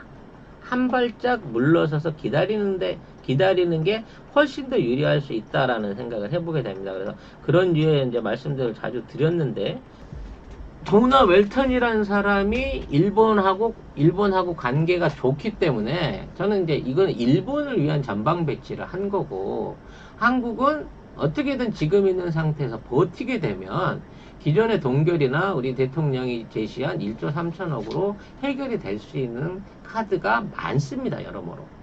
그리고 이번에 이제 뭐 미사일 사거리 관련된 내용들도 있었으니까, 협정들도 있었으니까 우리가 계속해서 자주국방을 위한 뭐 무기 수입이라든지 이런 것들을 많이 늘릴 거고, 구축함이라든지 뭐 경항모, 중항모 관련된 얘기도 나오고 있고, 핵추진 잠수함 이런 거에도 미국이 어느 정도 기여할 수 있는 뭐 여러 가지 로얄티라든지 뭐 부품 수출이라든지 제휴 생산 같은 걸로 기여할 수 있는 부분이 굉장히 많아요. 그렇기 때문에 한미 간의 군사적인 교류가 확장이 되고 또 우리가 미사일 기술과 더불어 위성 감시 기술을 올려놓게 되면 그 기술을 통해서 가장 큰 수혜를 받는 거는 사실상 미국이거든. 한반도 주변에서 저궤도 위성, 정지궤도 위성을 통해서 우리가 모든 정보를 전체적으로 다 공유를 하고 이거를 지소미아 통해서 미국에 전달되게 되면 늘 걱정하는 러시아와 중국을 가장 그 최첨단에서 감시할 수 있는 기술을 습득하게 된단 말이에요. 그 정보를. 그러니까 미국 입장에서는 한국을 그런 식으로 키워나가야 되기 때문에 함부로 대할 수 없는 입장이 간다는 거죠. 왜? 미국이 원하든 안 원하든 우리는 그런 기술들을 습득해 가고 있으니까. 근데 일본에서는 그게 불가하다는 거예요. 일본에 아무리 방공사령부라든지 관련된 레이더 시설을 설치해가지고 한국처럼 활용하고자 해도 일본이 갖고 있는 시설과 위치적인, 지정학적인 위치는 한국하고 비교할 수 없을 만큼의 가치가 있으니까 앞으로 중과 러시아와 미국이 군사적인 갈등 대립을 계속 해나가게 되면 될수록 한국의 위치나 한국의 정보를 더더욱 필요로 하는 일종의 강점을 갖고 있다는 거예요. 그리고 지금 우리 문 대통령이 이제 1조 3천억 제안한 것도 5년 안에 1조 3천억으로 올려준다는 거거든. 이게 5년 후까지 1조 3천억까지 조금씩 올려주고 그 다음에 5년 단위로 다시 협상을 하자라고 주장을 하는 거고 당장 트럼프는 안 돼. 내년에 바로 50억 불 내놔야 돼. 그거 안 하면 미군들 뺄 거야 라고 얘기를 하고 있는 거죠. 근데 지금 입장에서는 뺄라면 빼고 차라리 그 돈 주느니 우리가 그냥 자체적으로 무기 개발하는 게 훨씬 낫겠어 라는 태도로 이제 완전히 이게 입장이 바뀌어가고 있는 거란 말이죠. 현무 진짜 짱이더라고요. 네. 제가 현무부심 있지 않습니까? 네. 지금 이제 우리 현무의 800km 사거리를 훨씬 뛰어넘을 수 있는 이제 고체 로켓이 우주 발사체를 통해서 개발만 된다고 치면 사실상 한반도가 가진 어떤 그 지정학적인 위치와 미사일 파괴력을 가지고 거의 이 주변에 있는 국가들이 한반도의 눈치를 오히려 봐야 될 상황까지 갈 수 있어요. 네. 남의 나라에 있는 미사일 갖고 니들이 시비 걸 일 아니잖아. 우리도 이만큼의 미사일을 가지고 있어라고 얘기하는데 우리나라는 가까운 위치 안에서 집중적으로 많이 이걸 갖고 있기 때문에 군사기지가 분산되어 있는 다른 나라에 비해서 밀집도나 어떤 공격에 대한 게 어떤 그 만일의 사태가 생겼을 때 입힐 수 있는 데미지의 양이 훨씬 크다는 거죠. 이 와중에 넘쳐나는 핵 연료봉을 가지고 우리가 재처리 기술까지만 추가로 습득을 한다고 하면 실질적인 핵 보유국으로서 충분히 얘기할 수 있습니다. 그러니까 굳이 핵을 만들지 않아도요. 재처리를 할 수 있는 협약만 얻어낸다고 치면 한국은 글쎄요. 짧으면 뭐 1개월, 길게 봐도 3개월 안에 얼마든지 핵을 만들어낼 수 있는 핵 연료를 추출할 수 있는 기술적인, 자원적인 그리고 지리적인, 정치적인 요건을 다 보듬고 있는 나라이기 때문에 한국을 함부로 못 건드리게 될 겁니다. 근데 이제 중요한 건 독일에 있는 미군들이 이제 철수를 시킨다고 해요. 독일에서 철수를 시켜가지고 벨기에로 보낸다고 지금 얘기를 하고 있습니다. 그런 얘기가 나오고 네. 있죠. 굳이 이 정해진 기지를 만들어 놓고 그 안에 다 지키고 있으면서 많은 인원을 이용할 게 아니라 핵심적인 타격 능력을 가진 전략 부대를 필요에 따라서 이쪽 저쪽으로 옮겨가면서 배치를 하고 또 그러한 배치를 통해 갖고 상대 국가를 위협할 수 있다는 거예요. 그러니까 미군이 한번 들어가려고 하면 뭐 기본적으로 한 몇만 들어갈 수 있는 기지도 줘야 되고 PX도 줘야 되고 뭐 공군 기지도 해야 되고 레이더 기지 들어오고 뭐 이런 방식이 아니고 자 본토에서 준비를 하고 있다가 무슨 유사시 사태가 생겨난다라고 했을 때는 지금 이제 새로운 항공기가 개발되고 있는 게 그런 거니까 초음속의 수송기나 수송 수단을 통해서 2시간이면 갈 수 있다. 출발하면. 지구 어디든 2시간이면 갈 수 있는 이러한 수상수단이 있다. 그게 우리 우주군이 운영할 거다라고 트럼프는 말하고 있는 거예요. 결국 이렇게 되기 때문에 군사비 지출은 줄이면서 상대방을 위협하고 상대방의 핵심적인 약점을 찌를 수 있는 지역에 우리는 아무 때나 투입할 수 있다라고 하는 자신감을 보이고 있는 겁니다. 그래서 앞으로 미군이 이제 유럽에서 그 독일이라는 나라에서 군대를 빼오게 되면 다음번에 들어갈 국가는 예전에 독일이 최전방이었기 때문에 독일에 간 거였는데 이제는 오히려 러시아의 턱 밑으로 들어갈 수 있는 불가리아라든지 터키라든지 루마니아라든지 정말 의외의 장소에 미군이 기동훈련처럼 딱 나타났다가 군사기지 딱 차려놨다가 바로 보름도 안 돼서 걷어서 딱 옮겨갖고 다른 데다 또 새롭게 차리는 뭐 이런 동해번쩍 서해번쩍하는 전략들을 이제 앞으로 미군의 군사 배치 계획으로 삼으려고 하는 거예요. 그게 순환 배치예요? 그렇죠. 이러한 순환 배치를 하기 위해서 모든 병력들을 간소화하고 모든 부대 편제를 이동이 편안하게 하면서 이러한 사람들에 대한 별도의 이제 각 부대별로서의 미션을 따로 주는 거예요. 그러니까 한국 주둔군인데 6개월 후에는 아프리카 주둔군이 될 수 있고 또 6개월 후에는 벨기에 주둔군이 될 수 있고 또 그 6개월 후에는 뭐 남미, 베네수엘라, 브라질 같은 데도 갈 수 있고 이러한 방식으로 병력들을 꾸준하게 돌리는 방식, 순환 배치의 유연성을 가지고 앞으로 군사 전략을 택하겠다는 거죠. 그래서 이 전략은 트럼프뿐만이 아니라 차기에 혹시라도 나는 그렇게는 안 믿지만 바이든이 대통령에 당선된다고 하더라도 지금과 같은 국방부의 배치 전략을 받아들이게 될 거라는 거예요. 왜냐면 이게 훨씬 더 유연하고 상대방 국가에 대한 위협이 크거든. 언제나 미국은 정해진 지역에 정해진 미군 기지에만 나타나는 게 아니라 전혀 상관없는 야전 부대나 전혀 예상치 못했던 국가에도 나타날 수 있다라고 하는 전제가 만들어지니까. 그리고 현대전은 어차피 보병전이 이제 사라져요.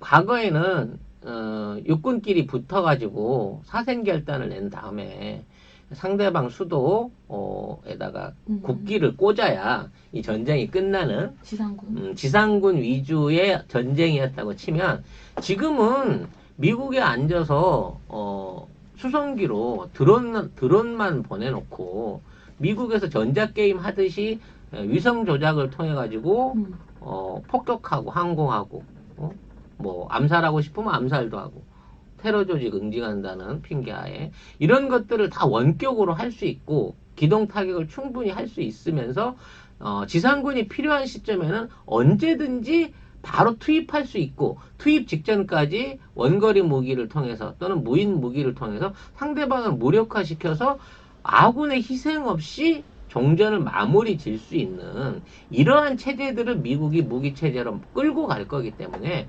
기존에 있는 병력 배치라든지 전술 자체는 이제 완전히 새로운 차원으로 이루어질 수밖에 없는 걸로 간다는 거예요. 또 이걸 해야 트럼프가 짭짤하게 우주군을 통해서 벌어들일 수 있는 수익이 만들어지는 거거든요. 앞으로 마하 10에서 20 가까이 갈 수 있는 사람을 싣고 움직일 수송기가 나와 보잉에서 벌써 그러한 기술들이 완성되고 CJ 비행기가 이미 선을 보였다는 얘기가 있어요. 마하이 싣고 날아가면 2시간 안에 지구촌 어디든 간다니까. 보잉? 보잉이 이 기술을 갖고 있었기 때문에 이거 이제 외계인 기술이라고 얘기를 한 거고 뭐 그와 관련된 이제 음모론에 대한 그거는 제가 이제 다른 방송에서 했던 링크가 있으니까 여러분들이 이 링크를 통해서 우주군의 어떤 형성 원리에 대해서는 이걸 보게 되게끔 만들겠지만 어찌 됐거나 이제 전쟁의 양상 완전히 달라지고 있는 부분이고 그래서 지상군이 필요 없는 입장에서 한국에다가 지상군을 배치한다고 하더라도 실제 얘네들이 생각했던 것만큼 23,000이라 그러면 23,000명이 이 12개월 내내 있을 가능성은 실제로 아예 없다는 거예요. 嗯 6개월 이상은 한 12,000명도 안 있을 거고요. 맞아. 네. 가장 많았던 미군이 이제 2만 3천이 있다고 주장을 하는데 가장 많았던 시기에 비해서 약 3분의 1 아니면 그 이상으로 떨어져 있을 가능성이 더 높다라는 평가가 나오고 있습니다. 자, 아베의 실종 얘기부터 좀 할게요. 아베가 한 달 반 넘게 지금 공식 석상에 안 나타난다고 그럽니다. 그러니까 이제 총리 관저에는 있어요. 그러니까 사택이 있는 거지. 그러면서 이제 집무실에 오후에 잠깐 얼굴 비치고 어떠한 기자회견이라든지 이 의회 임시 개회 요구를 응하지 않고 지금 칩거 상태에 있는 거예요. 그럼 왜 칩거 상태에 있느냐? 원래 아베의 목표는 이 고투 캠페인을 잘 정리를 하고 나서 9월 달에 중의원을 해산하는 거예요. 그래가지고 다시 선거를 해갖고 선거를 한 후에는 이제 새로 뽑힌 의원들끼리 이 총리를 뽑잖아요. 새로 이제 투표를 해갖고 자체적으로 정하잖아. 그래서 그렇게 해가지고 사연임을 해야 되겠다라는 생각을 하고 중의원 해산을 준비하고 있었어요. 근데 이 고투 캠페인이 진행이 되기 시작하면서 우리가 늘 얘기했지만 저거 이제 한 번에 훅 간다. 코로나 전국으로 훅 간다라고 하는 상황이 만들어져 버린 거죠. 지금 하루에 이제 확진자가 1,500을 넘어서기 시작했는데 이 특징이 뭐냐면 이제 지방 군소 도시에 생기기 시작한 거예요. 결국 관광한다고 돌아다니라고 했던 것 때문에 지금 코로나가 확산되고 있는 거고 뭐 14조 원 정도를 고투 캠페인에 쏟아부어서 경제를 회생시킨다고 했는데 이 코로나 확산으로 생긴 손실 비용이 이 지금 있는 이 고투 캠페인으로 얻어지는 경제 활성화 효과보다도 훨씬 더 클 것이다. 오히려 손실이 더 많은 그런 정책을 시행했다라고 하는 비난에 딱 걸려든 게 된 거예요. 그래서 아베는 이게 시작될 때 알고 있었어.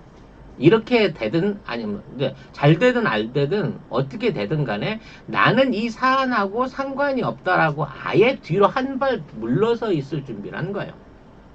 잘 되면 나중에 나타나서 내 덕입니다 라고 얘기할 거고, 잘못되는 경우는 거 봐요, 경제관광 관방상이랑 우리 경제재생상이 이런 걸 제대로 못 해가지고 이런 사태가 생겼네요. 제가 이 사람들 벌 주기 위해서라도 내각 해산하고 새로운 내각으로 한번 제대로 해보겠습니다 라고 하려고 지금 뒤에 빠져 있는 거란 말이죠, 기본적으로. 자, 문제는 아베가 중의원을 해산해갖고 다음번 차기로 올라왔을 때 그 차기를 노리는 주자들이 굉장히 많다는 겁니다. 이 차기 주자들이 그래서 아베가 보이지 않을 만큼 열심히 자기 주장들을 펼쳐놓으면서 자기한테 유리한 정치적 노선을 막 뿌려대기 시작하는 거예요. 그래서 이 부분이 일종의 이제 일본의 한마디로 리더가 사라진 거고, 리더가 사라지다 보니까 그 밑에 있는 후계자를 노리는 놈들이 막 설쳐대기 시작하면서부터 코로나라든지 경제대책이라든지 이런 것들은 전혀 신경 쓰지 않고 지들 하고 싶은 얘기만 하는 상황이 7월달부터 만들어지기 시작한 거예요. 사실상 국정 공백이 시작됐다고 보는 겁니다.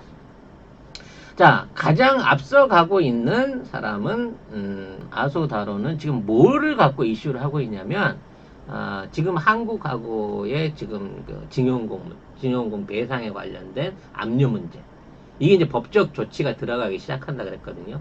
그래서 만일에 우리가 법적 조치를 하면 일본 제철이 갖고 있는 그 포스코 계열사 주식을 매각 처리하는 등의 어떤 행위에 들어가게 되면 엄청난 경제 보복을 하겠다. 한국을 완전히 후진국을 만들어 버리겠다. 금융 제재를 통해 갖고 한국에 있는 달러를 다 씨를 말려버리겠다. 뭐 이따위 협박질을 하면서 마치 일본이 한국 경제를 좌지우지하고 있는 것처럼 이렇게 개사기를 치고 있는 거예요. 그 다음에 아까 얘기했던 방위상 누구라고? 고노다로. 고노다로. 이 다로 두 놈이 있어서 제가 헷갈렸는데요. 고노다로 같은 경우에는 실제 지금 군사적 충돌에 의한 중국하고의 해상전쟁을 벌이고 있습니다. 이게 7월 달부터 시작된 거예요. 7월 달에 중국이 일본한테 경고를 하고 다오이다오, 센카쿠 열도죠. 다오이다오에서 우리 중국 어선들이 조업을 할 거고, 만일에 한 척의 일본 어선들이라도 여기에 진입하게 되면 우리가 바로 공격을 하겠다. 그래서 호위함을 끌고 실제 일본의 영유권을 주장받고 있는 다오이다오에서 조업 작업을 펼치고 있습니다. 민간 어선들과 이제 군함들이, 이 호위를 위한 군함들이 사실상 진해가 주장하는 이 영해를 침범한 거예요. 심지어는 잠수함까지 그 안에서 왔다 갔다 하고 있었다는 거예요. 7월 달부터. 근데 이 얘기를 숨겼어요. 정보 공개를 안 한 거죠. 중국이 그렇게까지 우리 영해를 들어와서 하고 있다는 내용을 안 밝힌 겁니다. 그러면서 계속 주장한 게 뭐였죠? 원점 타격할 수 있는, 적을 공격할 수 있는 어떤 그 병력을 갖춰야 된다라고 얘기하면서 정작 진해 영해가 침탈당한 거 아무 짓도 못하고 구경만 했어요. 그래서 거기에다가 토마호크 미사일을 달아가지고 공격할 수 있다. 토마호크를 나한테 다오. 그럼 우리 일본 이지스 구축하면 중국을 혼내줄 수 있다. 이런 식으로 헛방만 쳤지만 사실상은 중국 해군한테 센카쿠 열도를 탈탈 털린 거죠. 그 다음 차기 주자로 보여지고 있는 게 관방상. 누구죠? 수가? 스가 관방상. 스가 요시대인가? 아마 그럴 거야. 맞아, 네. 스가 관방상 같은 경우에는 지금 코로나 확산 사태에 대한 책임을 전부 다 이제 도쿄도로 뒤집어 엎고 있어요. 도쿄도 니네들 때문에 이게 다 확산된 거야. 라고 주장을 하면서 이거는 도쿄도가 관리를 못해서 그런 거기 때문에 일본 정부는 책임이 없다 그러면서 고이케 우리 고요사하고 신나게 멱살 잡고 싸우고 있는 거예요. 그러니까 어지간히 미론털 박혔나 봐. 그러니까 일단은 이제 서로가 경쟁자거든. 차기 총리 후보군 안에서 경쟁자이기 때문에 이 경쟁자들끼리 자기 정책을 인정받기 위해서 막 싸우고 있는 거예요. 그래서 스가 같은 경우에는 고투 캠페인이 잘 되고 있다. 관광객들이 엄청 늘어나고 있고 이걸로 지역 경제가 살고 있다. 다만 코로나는 늘고는 있지만 완만하게 늘고 있기 때문에 이미 사상 최고치를 넘어서 이제 1,500명을 넘어섰는데도 불구하고 완만하게 늘고 있기 때문에 비상조치를 고려하지 않고 있다. 이렇게 얘기를 하는 거예요. 최고로 인기 있는 일본 남자 정치인, 요새는 좀 아니겠지만 누구죠? 모질란 그 사람 이름 뭐였죠? 고이즈미 신지로. 네, 고이즈미 신지로 환경상. 얘가 이제 최고로 대박을 치고 있습니다. 얘는 7월 달부터 일회용 비닐봉투 있잖아요. 이거를 이제 금지했어요. 유료화를 시켰어요. 그래서 이 유료화를 시키는 데 대해서 이제 굉장히 사람들이 걱정이 많았다 그래요. 왜냐면 위생, 한 번 쓰고 버리니까 그러면 이제 위생적으로 어느 정도 보장이 되는데 이거를 못 버리게 하거나 뭐 재활용할 수 있는 바구니나 이런 것들을 갖고 다니게끔 법령을 만들어 버리니까 여기에 대한 그 감염 우려에 대한 걱정을 했다는 거죠. 근데 한 달 동안 이걸 실시했는데 두 가지 뚜렷한 효과가 나타났다고 합니다. 자, 한 가지는 도둑이 늘기 시작했다는 거야. 이게 무슨 소리예요? 상점의 절도가 폭발적으로 늘고 있다는 거야.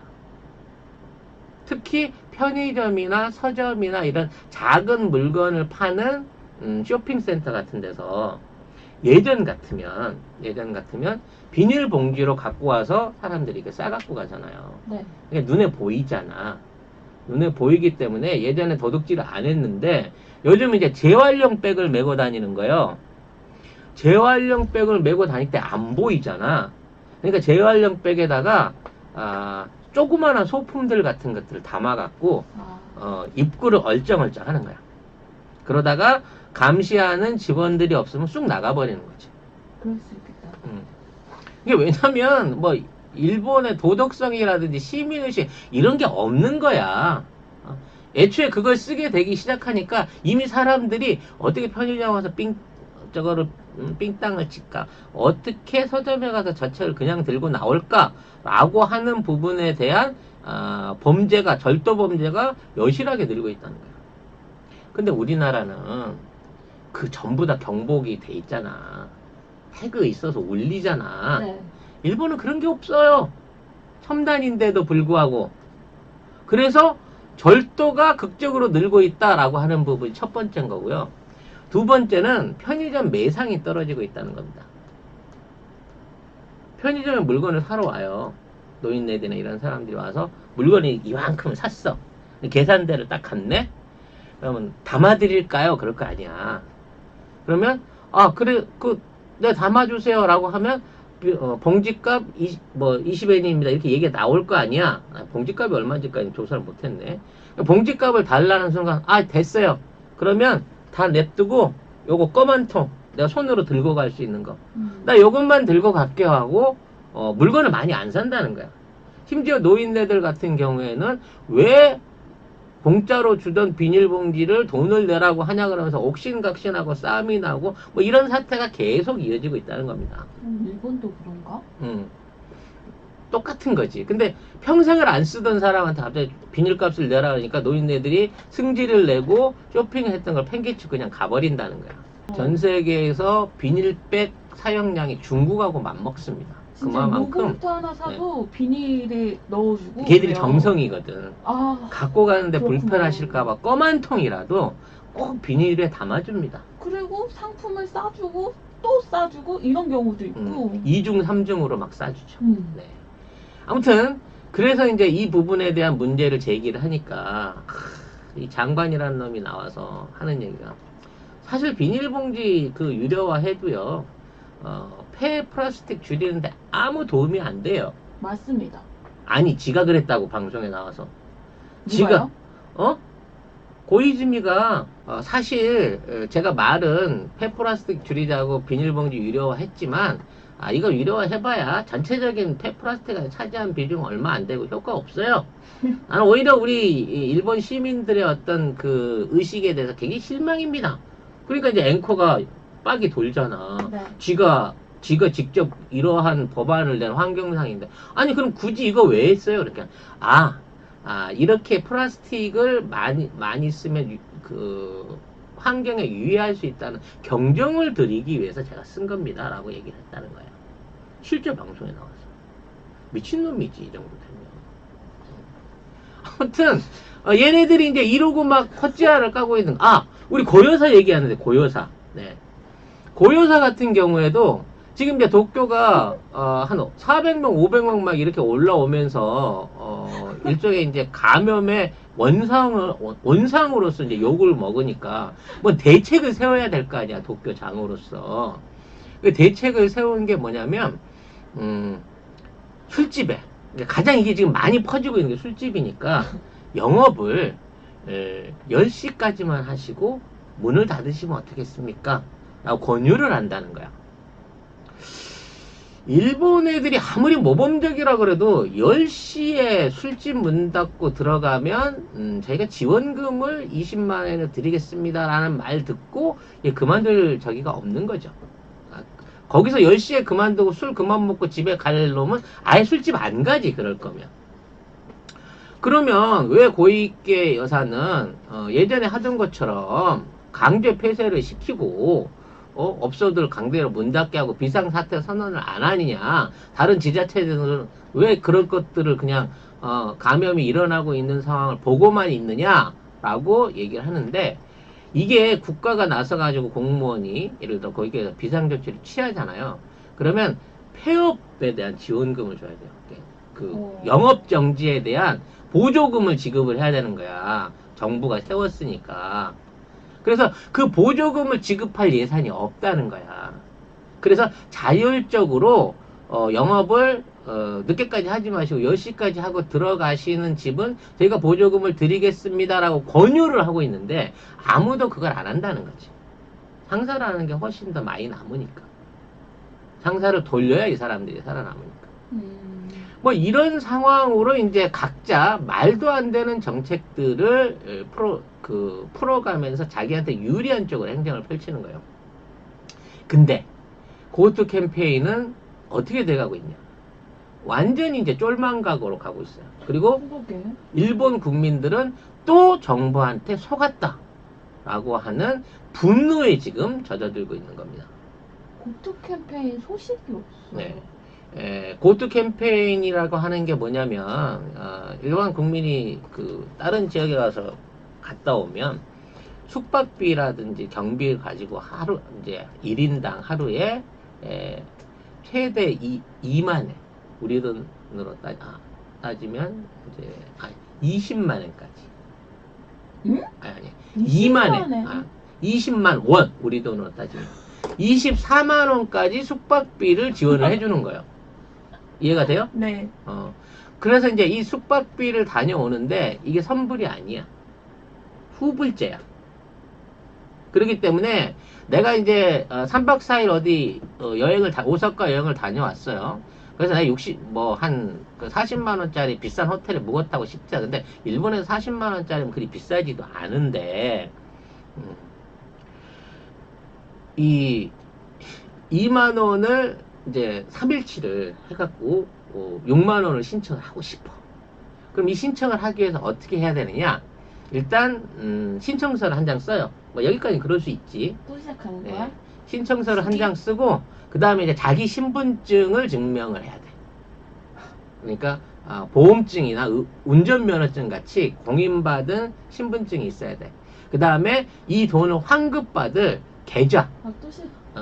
그 계좌에 증명서가 있어야 돼. 사본으로 안 돼. 은행 가서 떼야 돼. 계좌가 있다는 걸 확인해갖고 은행에서 이걸 떼와야 돼. 그리고 난 다음에 숙박업소에서 받은 숙박 증명이 있어. 숙박업소에서 이 사람은 고투 캠페인 기간 중에 우리 숙박시설 와서 묵었습니다 하는 숙박 증명서를 떼야 돼. 그리고 거기에다가 영수증, 영수증을 또 반드시 첨부를 해야 돼. 그래서 총 6가지의 서류를 구비해가지고 신청을 해야 되는데 이게 온라인일까요? 오프라인일까요? 뻔하지 뭐 오프라인이죠. 오프라인이죠. 오프라인으로 신고를 받으면 신고를 이제 누군가 받아줘야 되잖아. 자, 이 신고를 어느 부서가 받아야 될까요? 어디예요? 부서가 안 정해졌어. 네? 진짜요? 신청서도 있고 서류 전형에 대한 원칙은 나왔는데 이걸 누가 접수할지에 대한 부서가 아직 안 정해졌어. 그래서 아무도 이 돈을 지금 신청할 수가 없는 상태야. 그럼 만일에 이제 부서가 정해졌다고 쳐. 뭐 경제산업상이 나서든 아니면 아베가 또 한 2천억쯤 들여갖고 이금을 전담으로 해서 접수받을 수 있는 부서를 하나 외주를 줘서 차렸다 치자고. 그럼 차리게 되면 이게 어떤 단계로 처리가 될까요? 일단 본인 확인해야죠. 얼굴 보고 도장 찍고 신분증 확인해야 됩니다. 그리고 난 다음에 이 사람이 가진 계좌하고 이 사람의 숙박 증명에 대해서 각 지역 현에다가 팩스를 보내서 자, 이게 사실 위조된 문서가 아니라 실제 이런 기록이 있는지를 대조를 해야 되겠죠. 얘는 루틴이 있다. 그래서 그 대조를 받은 기록을 갖고 이 모든 게 해결이 되면 여기에 관련된 내용을 검증해가지고 상부기관에 보내서 결제를 받을 겁니다. 결제? 그래서 그 결제를 받은 돈을 가지고 통보를 하겠죠. 우편 전신환으로 붙여드릴까요? 계좌로 싸드릴까요? 전신환으로 붙이면 우체국을 통해서니까 한 달 걸리고요. 왜냐면 기본적으로 거기는 한 달이 걸려. 공문서 우체국이. 계좌로 써 주시려고 하면 각 은행에 가서 이제 확인하고 계좌 입금 절차를 진행하겠습니다 라고 하는데 이게 뭐로 가? 다 팩스로 가. 그럼 은행에서 이 대조 작업을 다시 또 다 해야 돼.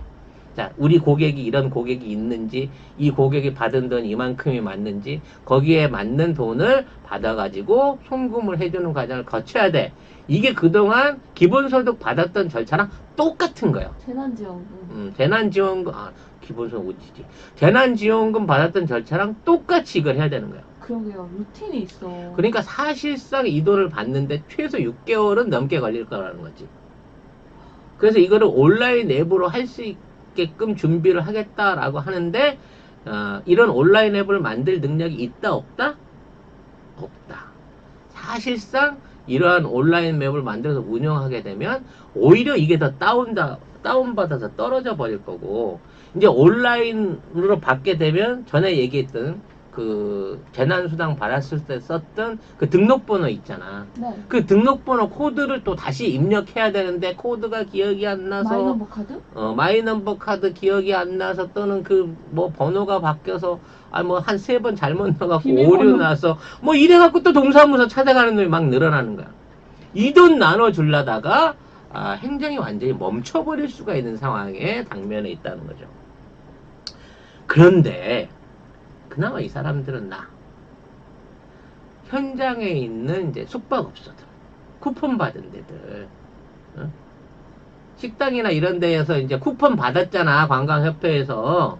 그런 데는 이제 쿠폰을 받아가지고 일단 손님한테 반값으로 받고 이제 쿠폰을 돈으로 정산을 해야 돼. 근데 이 정산을 받을 기관이 어디며 어떠한 방식으로 할 것인지에 대한 준비가 전혀 안 돼갖고 이 사람들은 절대 올해 안에 이 돈 못 받는다는 거예요. 식당이나 관광업소 보조금 취해 있는 애들은. 네. 받아야 될 거는. 부서가 안 정해졌다니까? 어떠한 방식으로 지급을 할지는 모른다니까? 근데 더더욱 놀라운 거는 14조 원에 달하는 이 예산은 근데 너무 이해가 안 이미 돼. 일본 정부에서 빠져나가가지고 어딘가에 가서 묶여져 있는 상황이라는 거야. 그 부서 정하면 되잖아요. 그러니까 내 말. 그 부서를 정하려면 이 부서를 정하기 위한 대책위원회를 세워가지고 그 안에서 회의를 여러 번 거쳐가고 전원일치, 만장일치를 받으면 이거를 다시 담당 행정공무원한테 심의를 받아가지고 결재를 얻고 그 심의를 받음으로 인해 가지고 추가로 인력이 필요하거나 사무직기가 필요하면 내년도 예산을 편성해서 그걸 받아서 사무실을 지어야 되거든. 하긴 근데 일본 회사가 그 회의 전체 회의 하나를 위해서 예행 회의를 한 번 더 하고 그렇지. 그 예행 회의를 위해서 또 회의를 또 하고 그렇다네요. 그렇게 해서 만들어진 회의에서 결정돼서 끝나는 게 아니야. 우리가 이런 회의를 했습니다라고 최종 결제 행정기관에 올려서 그걸 인정을 받아야 돼. 그럼 그 행정기관이 바로 돈을 주거나 법안을 만들거나 해주지 않아. 다음 회기, 다음 재정 회기 이런 때로 넘겨갖고 이걸 한다는 거야. 그러니까 이 부서가 긴급하게 만들어지는 데 대한 비용이 산정이 돼 있는지 없는지 모르지만 나중에 이 부서 만들어서 돈 나눠주기 위한 준비하는 데까지도 6개월, 1년이 걸릴 수도 있다는 거야. 이런 상황으로 됐기 때문에 돈 줄 테니까 놀러 가라라고 하는 아베의 고투 캠페인은 이 자체가 사기였다.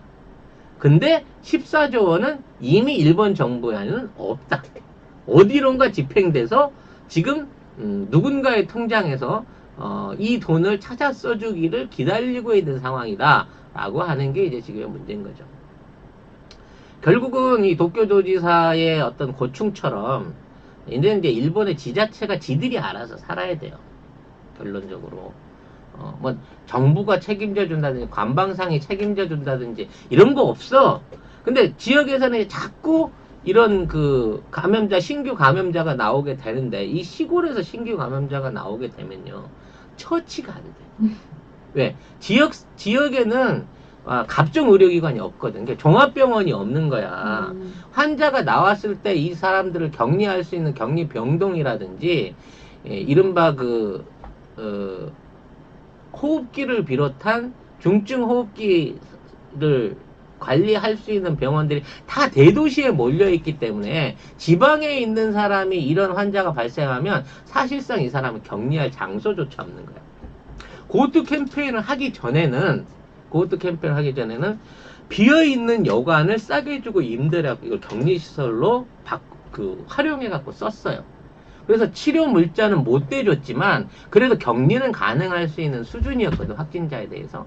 근데 지금 확진자를 격리할 수 있는 수준도 안 돼. 왜? 고투 캠페인 하느라고 여관들을 다 풀어버렸거든.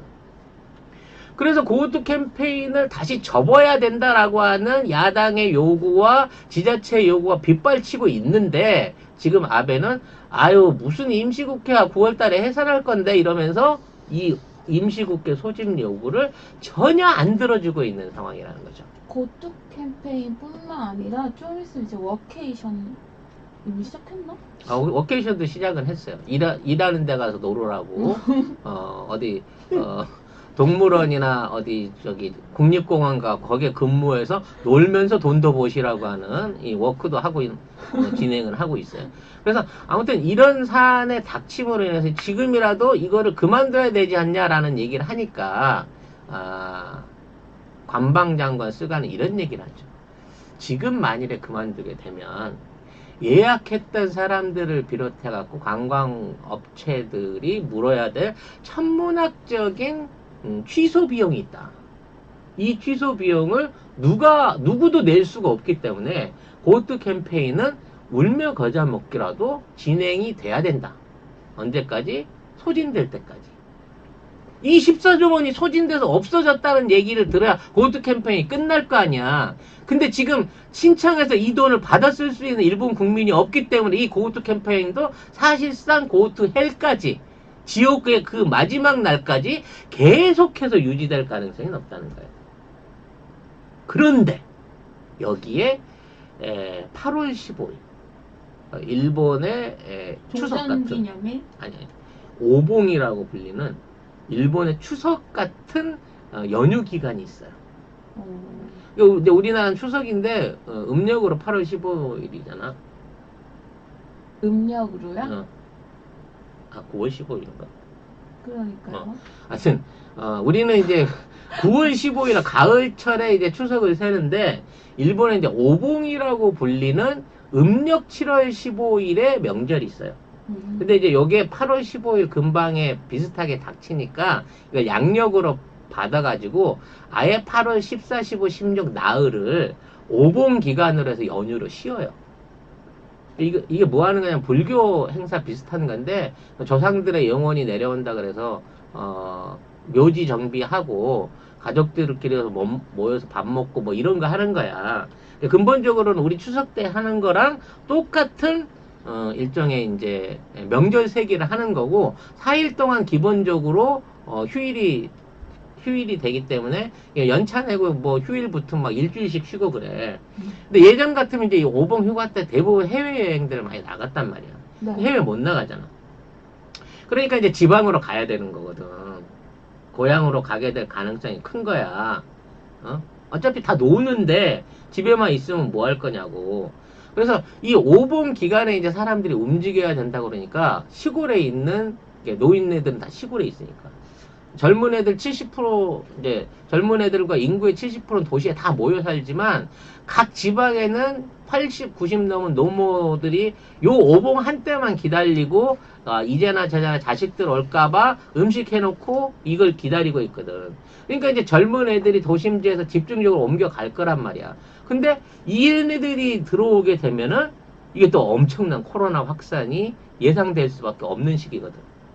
그러니까 얼마나 얘네들이 체계적으로 코로나 감염을 잘 시키냐면 일단 코로나가 발생했을 때 사태를 숨겨 도쿄에서 푹 익혀요.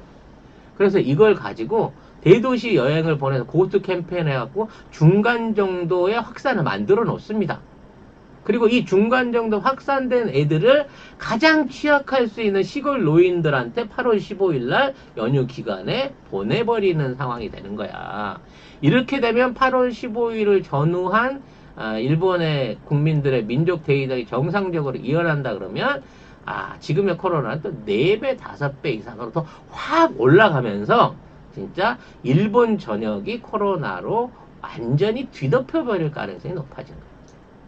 그러니까 지자체에서 웬만하면 도심지에 있는 자식들을 부르지 말아라 라고 노인들을 설득을 하고 있고 젊은 애들한테 지방에 오지 말아라라고 적극적으로 지자체에서 반대 의견을 표명하고 있는데 논리가 이상하잖아. 관광은 가래매. 근데 고향에 노모 보러 가는 거, 부모님 보고 할아버지 보러 가는 건 왜 못 가게 하냔 말이지. 그 노인네들 입장에서도 야, 뭐 코로나 같은 거는 일본은 뭐 별로 없고 이거 확산도 안 된다며 환자도 몇몇 없다며. 근데 1년에 한 번 있는 이런 가족들 모이는 이 날을 왜 못 모이게 하고 협조를 안 하는 거야 민간에서. 그렇게 되기 때문에 이제 코로나 팬데믹의 절정이 8월 15일 오복 연휴를 지나고 난 다음에 오봉입니다. 오복이 아니에요. 오복 연휴를 끝나고 난 다음에 본격화돼서 확 넓게 널리 골고루 퍼져나갈 상황을 만들었다는 겁니다. 자, 여기에서 이제 또 하나의 일본의 위험한 이지메 문화의 전형이 나타나고 있어요. 지금 이제 이와테현 같은 경우가 그런 건데, 이와테가 어디냐면 일본 뭐 본슈라고 부르는데, 일본 그 동경이나 오사카가 있는 가운데 큰 섬 있잖아요. 가운데 큰 섬의 오른쪽 끝에 있는 이와테라는 지역이 있어요. 여기가 일종의 이제 청정 지역이거든. 일본 안에서는 뭐 강원도 같은 느낌이랄까. 아무튼 가장 깨끗하고 자연환경이 좋고 지금까지도 감염자가 하나가 없다. 뭐 이런 식으로 여기는 절대 감염될 리가 없다라고 하는 이와타 지역이 있는데, 여기에서 이제 본격적으로 확진자가 나오기 시작한 거예요. 근데 이와타는 그 자신들 그 청정 이미지를 지키기 위해서 엄청나게 외지에서 오는 사람들 배격했어. 깨끗한 이와타에 니들이 왜 와? 동경 사람, 도시 사람 오지 마. 뭐 외국에서 오는 사람들 오지 마. 이와타는 이걸 지켜 나갈 거야라고 하면서 최선을 다해서 그 배타적인 게, 일본 안에서도 배타적인 그 타 지역에 있는 주민들을 안 받고 막 지네들끼리 억지로 도로를 막고 사람들의 통행을 금지를 시키고 이렇게 유난을 떨던 동네가 있었는데, 여기가 뚫린 거예요. 여기가 뚫리고 나니까 일본 국민들 반응이 에라이 잘됐다. 씨. 니네들 지킨다 그러더니 결국 그 꼴이네. 이제부터 이와타에 있는 실제로 감염자가 누군지, 감염된 이와타 주민 찾기 놀이하자. 이걸 하고 있는 거야. 와, 진짜 인성 왜 그래? 더 문제가 있는 거는 진짜. 각 지역구 안에서 자경단이 만들어졌다 그랬잖아. 지금 있는 그 코로나 사태에 방역 관리를 한다고 자경단이 만들어져 있는데, 이 자경단이라는 것들이 하는 게 뭐냐면, 감염 확진자들 집에다가 낙서를 하거나 그 사람들이 집 밖으로 못 나오게끔 문을 외부에서 걸어 잠그거나, 또는 확진자를 찾아내 갖고 거기에다가 돌을 던지거나 테러를 하는, 쉽게 말해서 니들이 우리 동네에 코로나를 확산시켰지 않은 코로나 확진자에 대한 이지메 현상들이 급격하게 보이고 있다는 거야. 얘네들 그 국민성이 그런 거잖아. 상황이 어렵고 뭔가 사회적 불만이 생기면 가장 최약자들, 최소한인 그 소수자들을 상대로 해갖고 그쪽에다가 말도 안 되는 분노풀이를 하고 이걸로 갖고 해결하고 넘어가려고 그러는데, 이제 일본 지자체들 안에서 그러한 움직임이 보이고 있고, 일본 국민들 사이에서도 확진자와 비확진자 사이에 일종의 골이 만들어지기 시작하면서 일종의 계급투쟁 같은 갈등 상황들이 계속해서 만들어지고 있다는 거죠. 그래서 결국은 아베는 지금 있는 사태에서 더 이상 나설 명분도 없고 나설 이유도 없어요. 아베는 오히려 더 좋은 거야, 이런 사태가. 왜? 나는 사실 직접적으로 개입 안 할 때만 하더라도 6월 말까지만 해도 일본은 사실상 청정국이었다. WHO가 인정한 모범 방역 국가였다. 근데 내가 정치적 고심을 하는 동안, 내각을 다시 구성하고 어떤 지금에 있는 위기를 극복하기 위한 고심을 준비하는 동안, 지자체장과 나의 대신에 내 자리를 잃어보겠다고 하는 장관 놈의 새끼들, 차기 주자들이 나서가지고 이렇게 일본을 망쳐놨다. 지금 봐라, 이 사태를 극복할 수 있는 사람이 누구? 아베인 나밖에 없지 않느냐라고 짠 하고 이 상황에서 등장을 하게 될 타이밍을 노리고 있다는 거예요. 그게 극적으로 이 오봉 사태로 인한 코로나 확산이 일본 전역으로 확산된 9월 중순 이후에 긴급조치, 그리고 또는 내각 해산 카드를 들고 아베는 복귀를 준비하고 있다 라는 예상이 가능하다는 거죠. 진짜 아프긴 아픈가 봐요. 사실 걸렸을 수도 있어요, 아베도. 왜냐면 마스크를 너무 작은 걸 쓰고 다녔기 때문에 그게 이제 제대로 방역이 안 돼서 아베도 어쩌면 지금 자체 격리를 하고 있는지 모르겠는데 공식적으로 확인된 건 아니에요. 근데 너무 오래 잠수타 지금. 그 피를 토했다는 것도 진짜인 것 같은데.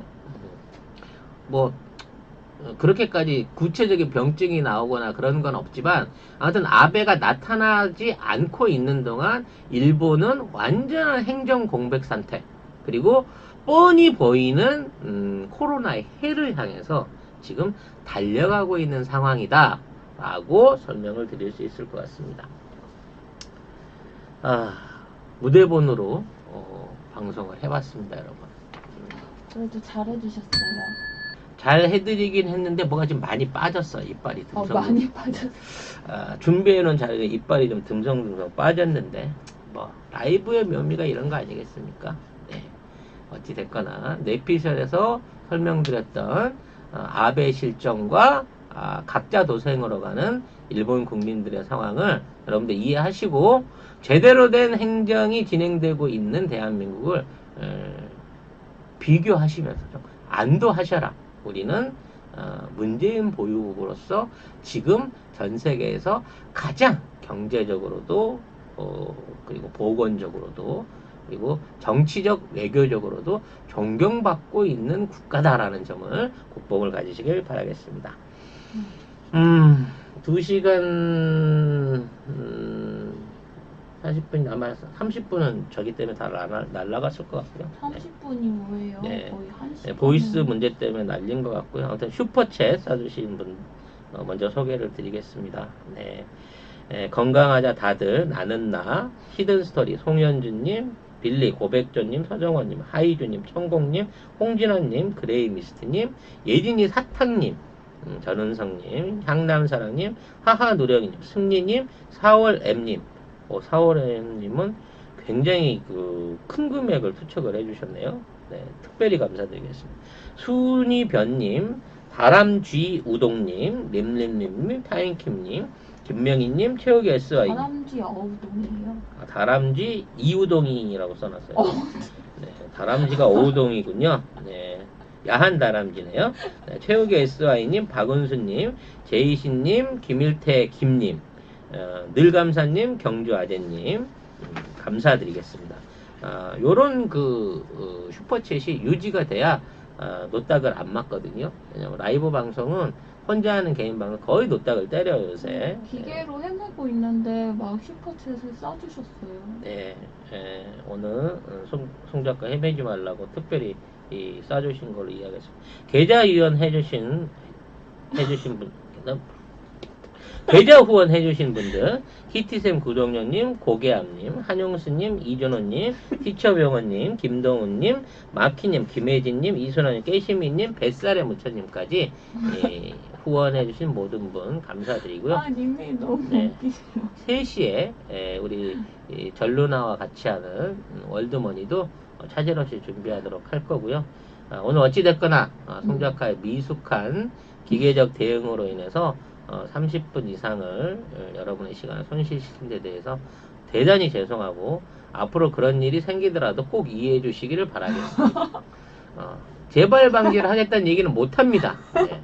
아직도 저는 뭐 때문에 사고가 난 거고 어떻게 수습이 됐는지를 모르기 때문에 저희가 빨리 이제 스튜디오를 독립하고 편집기사 그러니까 오퍼레이터를 하나 둘 수 있는 그날까지 여러분 이런 조마조마한 방송을 사랑하고 즐겨주셔야 된다는 이런 부탁 말씀드리면서 오늘 방송 여기서 잡겠습니다. 여러분은 아시죠? 아까 송 작가님만 아무것도 안 하시면은 아무 일도 벌어지지 않습니다. 네, 음질을 좋게 해보려는 송 작가의 노력이 잠시 혼선을 빚었습니다. 그리고요, 3시, 꼭 3시가 아닐 수도 있어요. 2시 50분이나 2시 40분에 시작할 수도 있으니까요. 꼭 알림 맞춰두시고요.